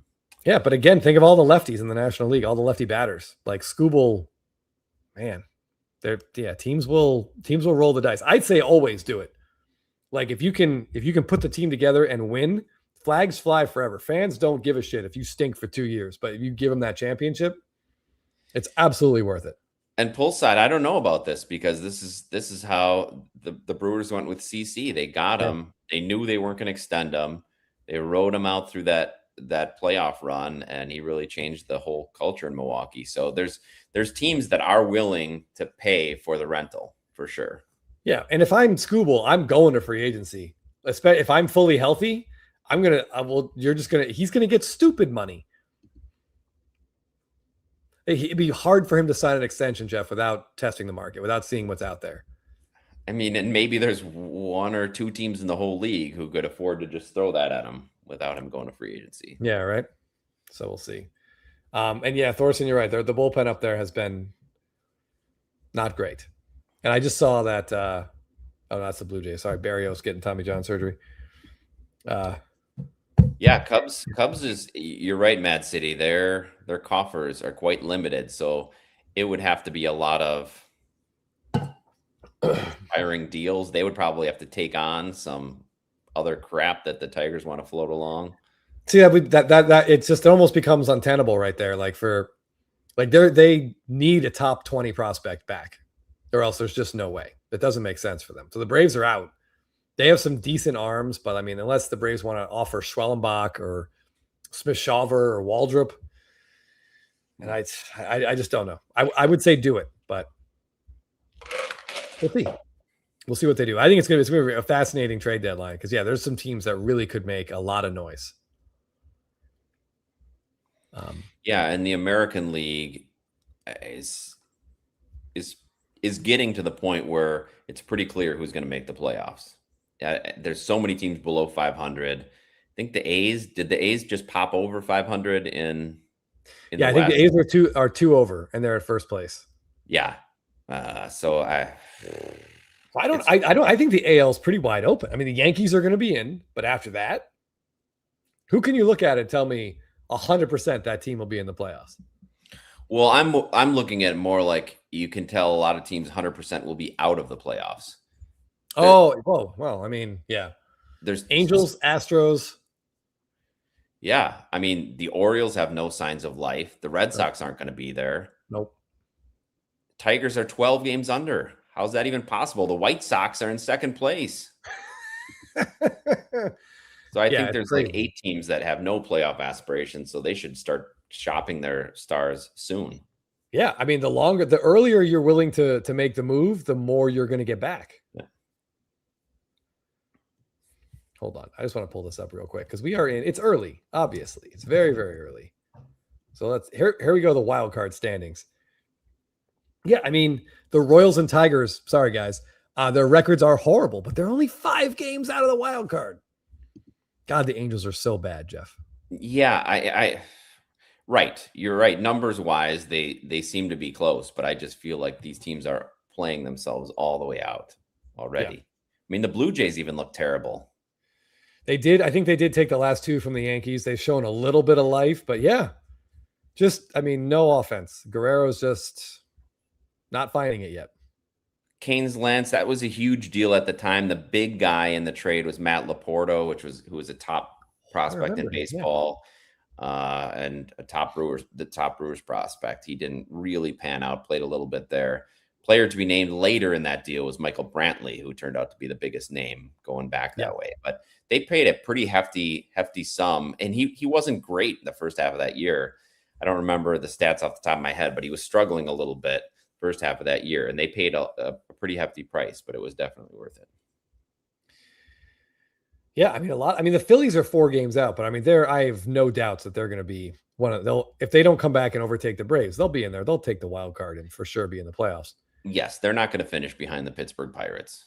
No, I wouldn't think so. But the Pirates would be. I mean, anyway, there's just a lot of interesting teams. I mean, with you don't know what's going to happen with the whole collective bargaining agreement.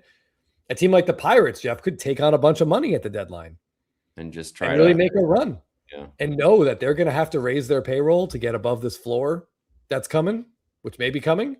May as well. What better way to do it than bring in Yordan Alvarez and give him a little stretch run. Looking at those standings, I mean, everybody below the Mariners except the Blue Jays, I think, is already out. You know what? Let's make this bigger. Okay.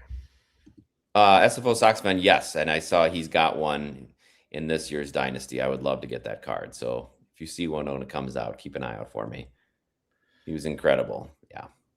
Yeah. I mean, you look at it and you're like, it's not that many games, but it's a lot of teams. I mean, again, we're not even a third of the way in here. So like things could change, but there's no reason to look at Houston and think they have a run in them, or Detroit. And the whole AL, look at the run differential. You've got one team with a run differential over plus 13 in the entire league. Well, this is wild card standing, so it takes out the league, the guys leading the division. It says removes division leaders. All right, well, that makes more sense. Thank you. Man, look at the Twins right here, +1. Good for them. And yeah, I mean, National League, Padres. I mean, the Padres. It's just that's amazing how good they are with that run differential. You got to figure the Cardinals are going to come back to earth, but the Pirates have been sneaky good and Better than getting the nothing Reds, for sure. and getting nothing from Marcelo Ozuna. Imagine a team replacing Marcelo Ozuna with Yordan Alvarez, Jeff. I mean, that's a pretty gigantic adjustment. Yeah, that's an upgrade. Maybe not in Cavs size, but everything else. Are the White Sox in the playoffs right now? So this is just the wild card. So what is it? We got the top 3 teams there. I think the White Sox are just below. Let's go up and nope. They're in the playoffs if it started today. Love it. They are a fun team to watch. They've got some good pitching, good young pitching, and Montgomery and Murakami are legit. Yeah. As Michaela said earlier, I mean, if the playoffs started today, Jared Kelenic might get some postseason at bats. That's true. Yeah. Lucky he moved on from the Mariners and Braves. Well, Braves. Wow. All right. A couple Instagram things I want to get to, Jeff, and then we'll call it a night here. Yeah. That Bobby Witt is very cool. Speaking of the Twins, this comes from 218 cards, a Heritage Gold Joe Ryan rookie. That's a tremendous baseball card. Oh, back when Heritage Golds were Heritage Golds out of just 5. Great find. Man, he is really good. Yeah. Yeah, there was some talk in the offseason about the Brewers trying to land him, which didn't pan out, but whoever he goes to next, they're going to get an ace caliber pitcher. Oh yeah. Yeah, he would I have dreams about a Buxton Joe Ryan trade with the Braves, but whatever it costs, both of them coming? Yeah, I mean, I said dreams. Yeah. Are you going to give up Schwellenbach for that? Sure. At that point, Schwellenbach, but I don't know what's going to happen with next year's season. I would say go, like, there's some magic happening. Go all in for right now. Yeah. Win while you can. Okay. There's always hope. Crazy cryptids. There's always hope. All right. So Matty H Cards posted some really cool flagship blacks the last couple of days. He's got Chase Burns here. Look at that black uniform. Nice. An excellent color match there. Looks really cool. He's long championed the flagship black parallels. Matty H has. Yes. He's a huge proponent of the black parallels. And whoever thought that the Cincinnati Reds would have a color match with a black parallel? Right. This is also just a weird shot of Chase Burns. Like it's giving me Tony Danza vibes, Jeff, from Angels in the Outfield. Like, it's an odd mechanics, but I think it's just a weird angle. And it's almost like they had him do that just so he'd fit in the car. They're like, no, your arm's off. Okay, come this way. Okay, now you'll fit in our card. Like maybe they photoshopped and pushed his arm down to get it in there. I don't know. Like, can we just kind of crush this a little bit and then it'll fit? Yeah. It is kind of a strange, but then he piggybacked that post with this Hunter Green 2022 black parallel and somehow a PSA 10. I don't know how that's even possible. 10. And it looks well centered, which is crazy. The centering is so stupid on that set. That looks great. Yeah. So this is awesome. And so I can't wait till he gets back too. I know. I'm excited for it too. And Reds fans should be as well. Hopefully you guys stash him in your fantasy leagues. We'll see how he does. So this account is called JB Cards 3. And there's just something casual about the way this Hank Aaron in a PSA 8 is just, they're in a car, Jeff. And he's just holding this card like it's like he's going to put it down in the cup holder and drive off. That just feels insane to me. Look at how beautiful this card is. The coloring, the centering is pretty good. It looks like it was printed last year. Yeah. Wow. And I know so little about vintage pricing, but I got to feel like an 8 in that card is a pretty expensive card to just be hanging around. Hopefully he's either on the way to the bank to put it in a safe deposit box or get it somewhere safe. That's a beautiful card. Yeah, at least lock it up in the glove box. Yes. No, don't just leave in the cup holder taken in sun. Yeah. Hey, Joey K. Thanks for joining. Yeah, we've been going for a while here. We're trying to wrap up, but then we look at another card and we just keep talking. It just keeps happening. But yeah, this is a very cool Hank Aaron. And I got to say, the original does look a lot better than the through the years Golden Mirror SSP that they made this year, Jeff. I love the idea, but this one just looks so much better. The idea is good, but when you're comparing it to what might be in most people's top 10 of the best baseball cards of all time, it's tough to live up to that. It's crazy that we need a copy of this because it's got Milwaukee for you and Braves for me. We really need a copy of this card, Jeff. Yep, we sure do. Maybe if we take all of our Rafael Devers cards, okay, and we burn them, and the fire burns part of my house down with the insurance claim we get, we can buy a low grade copy. You get a PSA -1 Hank Aaron rookie. Yeah, all right, I like it. It's a little long winded, but I think we can get the insurance people are like, what's the smell of plastic? What's the burning smell of plastic and these little pieces of plastic? What? All right. This guy is from New Jersey, a man after my own heart. Cardboard Cooper. I just want to talk about these cards for a minute because we spent some time at the beginning talking about Bowman Chrome inserts. Yeah.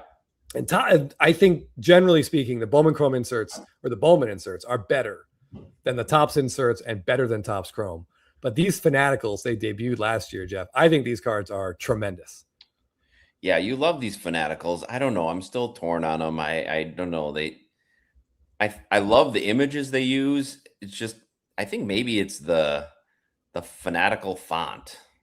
Just the writing on the front makes it seem a little big league-esque or something for me. I could see that. I love these images. And I look at a shot like this and I'm like, this should be there should be a Chrome SSP and it should be this. Yeah. But maybe that just means that I wish the Fanaticals were more rare or I don't know. But this card to me is beautiful. And it's sort of just, I don't know if it's being underutilized. Maybe it's better that they're more common and more people can own them. But I feel like this card is so cool. I wish it meant more than it does. And this is even the red parallel, I think. Or is this either red or orange? It's, out of 25. I think it's out of 25. So it's probably the orange. And all they do is put a little color on the bottom. I don't know. I do think these look cool. I'm with Mr. Little Thor. Just get that Fanatical off there. Put it on the back. Have it almost as like a true photo variation. Ooh. With the Topps Chrome, but then put the Fanatical on the back. Oh, that's a really good idea. Yeah. And then you can make them more rare and forget the parallels. Make them case hits or something like, whatever a kaboom is. But if you're interested in what these cards look like, we've talked about them before. Gigi's cards on Instagram. He has the whole set. I think there's 20 or 25 of these. Images are all great. Basically, but they're all wide. They're sort of wide shots, which Jeff and I like. And you can see the fans reacting to players and stuff. And it's just a great. Anytime you get the Fanatic on a card, Jeff, it's a win. Yeah, and I don't know if you saw it, but Michigan Cards and Graphs did point out they should have put Fanatical at least on this one with the. Oh my God. Would have been very cool. Yes, that would have been aboard. All right, yeah, that's an excellent point. And yeah, Thorson, I hear you on your Royce Lewis. Yeah, and it looks cool. Maybe that is good. Then they make these really great looking cards, Jeff, and they're very very accessible. I don't know when the Braves and Brewers meet. I'm not sure either. Yeah. The NLCS. Yes, that'll be their for sure destination. Yeah, we should. Well, I don't know. Maybe it might be. You're in Wisconsin for at least a week and a half or so this summer. Maybe that's when they're there. Whoa, $52,000 just chilling in his car, Jeff. I think the Rockies are in town when I'm there. That's the only. That's perfect. On the road, so you're going to see a win. Yeah, let's hope so. Most likely, yeah. Mad City Brew. Yeah. I was just about to make sure I have enough time for Jeff to give me a quick proofreading. A quick run through. All right. Okay, we're going to end with 3 accounts that posted runs. Player runs. So we'll start with, Nice. Nisei Collector. We'll go with Nisei Collector. Which with his run of Shohei Ohtani flagship blacks. Just very, very cool. And I hope he keeps this on the wall, and I hope he can get like some kind of UV protective cover. And you can just look at these because owning all of these is awesome. And seeing them all together, that's very cool. Yeah. Now just get that first one in a PSA. It's my OCD is drawing my eye to that. Yeah, and I do appreciate that he didn't bother with the all the updates in 2018. No. Ohtani's got a bunch of cards, but he just got the original, just the Ohtani. It's fun to see the different pictures that the image choices they made for Ohtani over the years too, and it's nice to see them all at once. Yeah, there's some really, I would say, I mean, just looking at these, top right 2020 and bottom left 2024 might be the 2 best. But I do like 2023, which is middle right, the way he's pumped up and fist pumping on the mound. I like the celebration. I also like, the top middle row, the 2019, the follow through. Yep. Nice spot for the cup. Yeah, very cool. Love it. Okay. Johnny says they're in Atlanta June 19th. Maybe we could do a little June road trip. Get our private jet ready to fly us out there. Need a few more people to use the QR code in order to fund that. Yeah, we're gonna get a few of those PSA 8 Hank Aaron's to sell. Yeah, if anybody's in the market for a PSA 8 Hank Aaron, please use our code. Right. Okay, next up, Mike Trout Topps Heritage, which is a pretty new Instagram page, or at least it's new to me. I was not following this, and someone sent me this run of Mike Trout Stadium Club image variations. So give this account a follow if you're on IG. But this is every Stadium I've never Club seen image all variation. those together. It's a wild variance. Right. I will say in his Topps Chrome image variations the last 5 years have been basically this two different cards over and over and over again. But these are cool. Yeah, you got golfing, you got him with the puppy, you got him with two other MVPs. The close-up holding the hat is a cool shot. I'm a big fan of that horizontal on the bottom left, which I think is 2021. He's just homered and he's pointing in the dugout. It kind of looks like he's pointing at the camera as he's jogging. Yeah. That's a really cool looking card. But yeah, and obviously that 3-way MVP card up there in the middle is one of the best Stadium Club cards of all time. Yeah, one of our favorites. That's a beautiful one. But yeah, so Mike Trout, Topps Heritage, congrats. This is a really impressive run. The holding hat, I mean, that's a close-up that works. Yes. That Bobby Witt close-up is horrific. I think the year after, but that one looks cool. Agreed. But yeah, it's a shame that this had to end with the 2025 set. Hopefully it'll come back in 2026, Jeff. Fingers crossed. You ready for our Instagram post of the week, Jeff? I'm ready. You ready? I think I'm ready.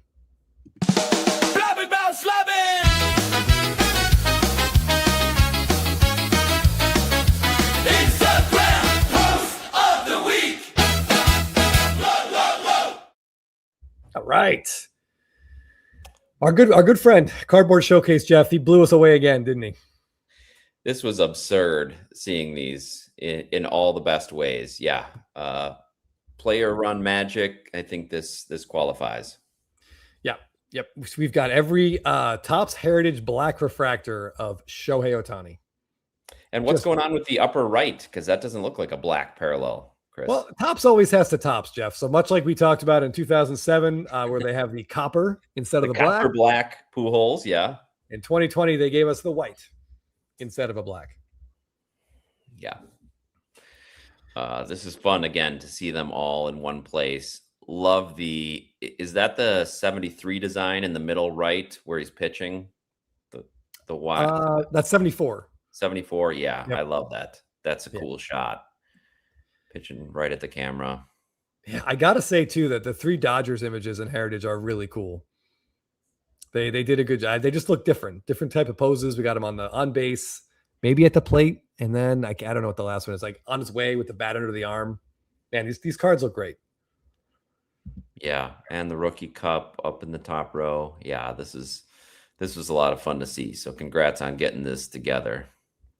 Yeah, I know. Cardboard Showcase is a big player run and just general run kind of guy, and it's fun to see him hunt these down every year when they come out, and then battle for his life with PSA to gem one for him. Right. This is incredible. Yeah, but this is awesome. So congratulations, Mike. These are great. If you guys don't follow Cardboard Showcase, please do. It's always impressive. It will make you question what you're doing in this hobby, but that's okay. Comparison is the thief of joy. That's right. You just got to look at this and admire it. Yes. Yep. Canes Lance, thank you for this. Much appreciated. There were quite a few people that used the code last month. So thank you very much. Again, you can use the QR code up there or in the description. We have a link. And if you click on there and purchase your cards through eBay, after you click on the link, Chris and I get a small percentage of that coming back to support the channel. So thank you for your continued efforts. Yep. But before we close tonight, Jeff, I Joey K here asks if you have any thoughts, as someone who does not like the Cubs, do you have any thoughts on Pete Crow Armstrong, either of his activities this week?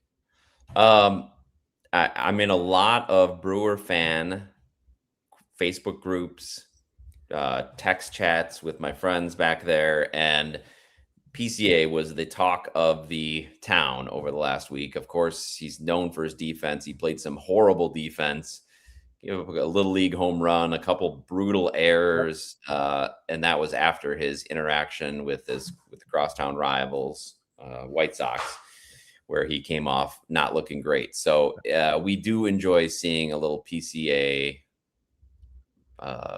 missteps, let's say. Definitely childish. He's probably frustrated a lot with how he's playing. I know he had a home run today, so maybe he can get it back together. He's usually a defensive master out there, so it was fun to be able to ridicule him for his misplays against the Brewers. But I wish him no ill will. I just hope he matures a little bit. He's an incredible center fielder. To see him make two almost like slow pitch softball, like little league, yes, they're slow pitch. Yeah, and he even said, I guess they asked him. I saw an ESPN recap, and he said, "Oh, like it was laughable." I'm like, well, I don't know if your team was laughing. Like, focus up. It reminded me, Jeff, of when Bobby Cox pulled Andrew Jones back in his rookie year. And there was actually an interview about it sort of recently that I saw. Andrew Jones, like he had a rough couple of bats in a row, and he admitted, he's like, I took it to the outfield. And I forget, Lance Johnson maybe hit like a bloop in front of him. And he's like, I should have caught it, but I wasn't focused. And it just bounced up, and he grabbed it and just kind of threw it in.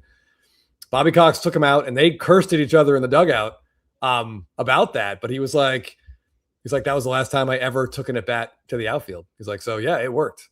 And I felt like maybe that's what should have happened. Craig Counsell should have yanked Pete Armstrong, because like there was a casualness to that fly ball. Like he just sort of like jogged over and put his hand up and didn't catch it.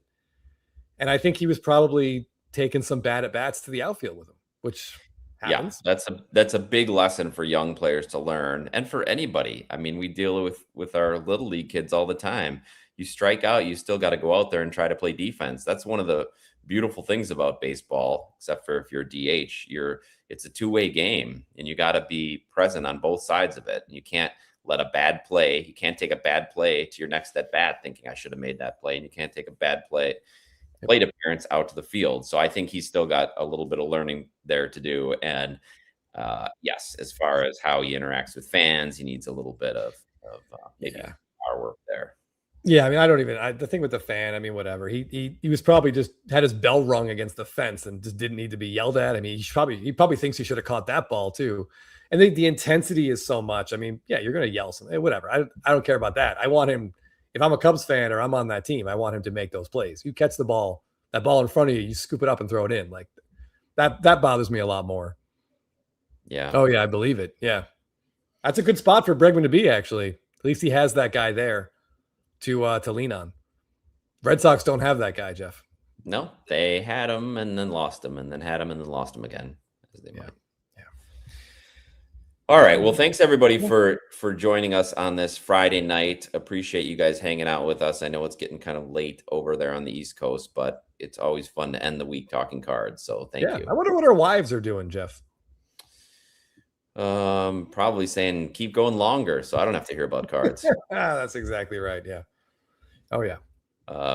Anything else to say though? I don't think so. We got a holiday weekend coming up. Is it this weekend? It is this weekend. Yes. This weekend. Yeah. So enjoy your extra holiday. There'll be a lot of barbecues and a lot of beer. So remember, when you're buzzed and you're tired, eBay is not your friend. All right. eBay might seem like your friend, Jeff, but it's not your friend after 6 beers. Here, I thought Chris was going to give a little public service message about not driving around from party to party, but yes, eBay could be just as dangerous on your wallet. So if you're celebrating on Memorial Day, please do so carefully. Yeah, and if you're going to Kansas City, there's some really great barbecue there, so please take advantage of that. Unless you're a vegetarian, in which case maybe there's some. I don't know. I bet they got a lot of good fried foods there. A lot of French fries, some fried potatoes. Oh yeah, you could find your way around a table there for sure. Yeah, absolutely. And those barbecue places always have great bourbon selections as well. So the less you eat, flights. Yeah. Oh yeah. All right. Well, thanks everybody for joining us. Have a good weekend. Hopefully your teams are doing well, and if they're not, if you have any questions, shoot us a message on Instagram. We talked a lot about some of these topics, especially PSA, more in depth on Spitball. And so if you want to check out our Spitball and Cards videos from this week, please do that as well. Absolutely. All right, thanks everybody. We'll see you next week. Cheers. Thick and thin.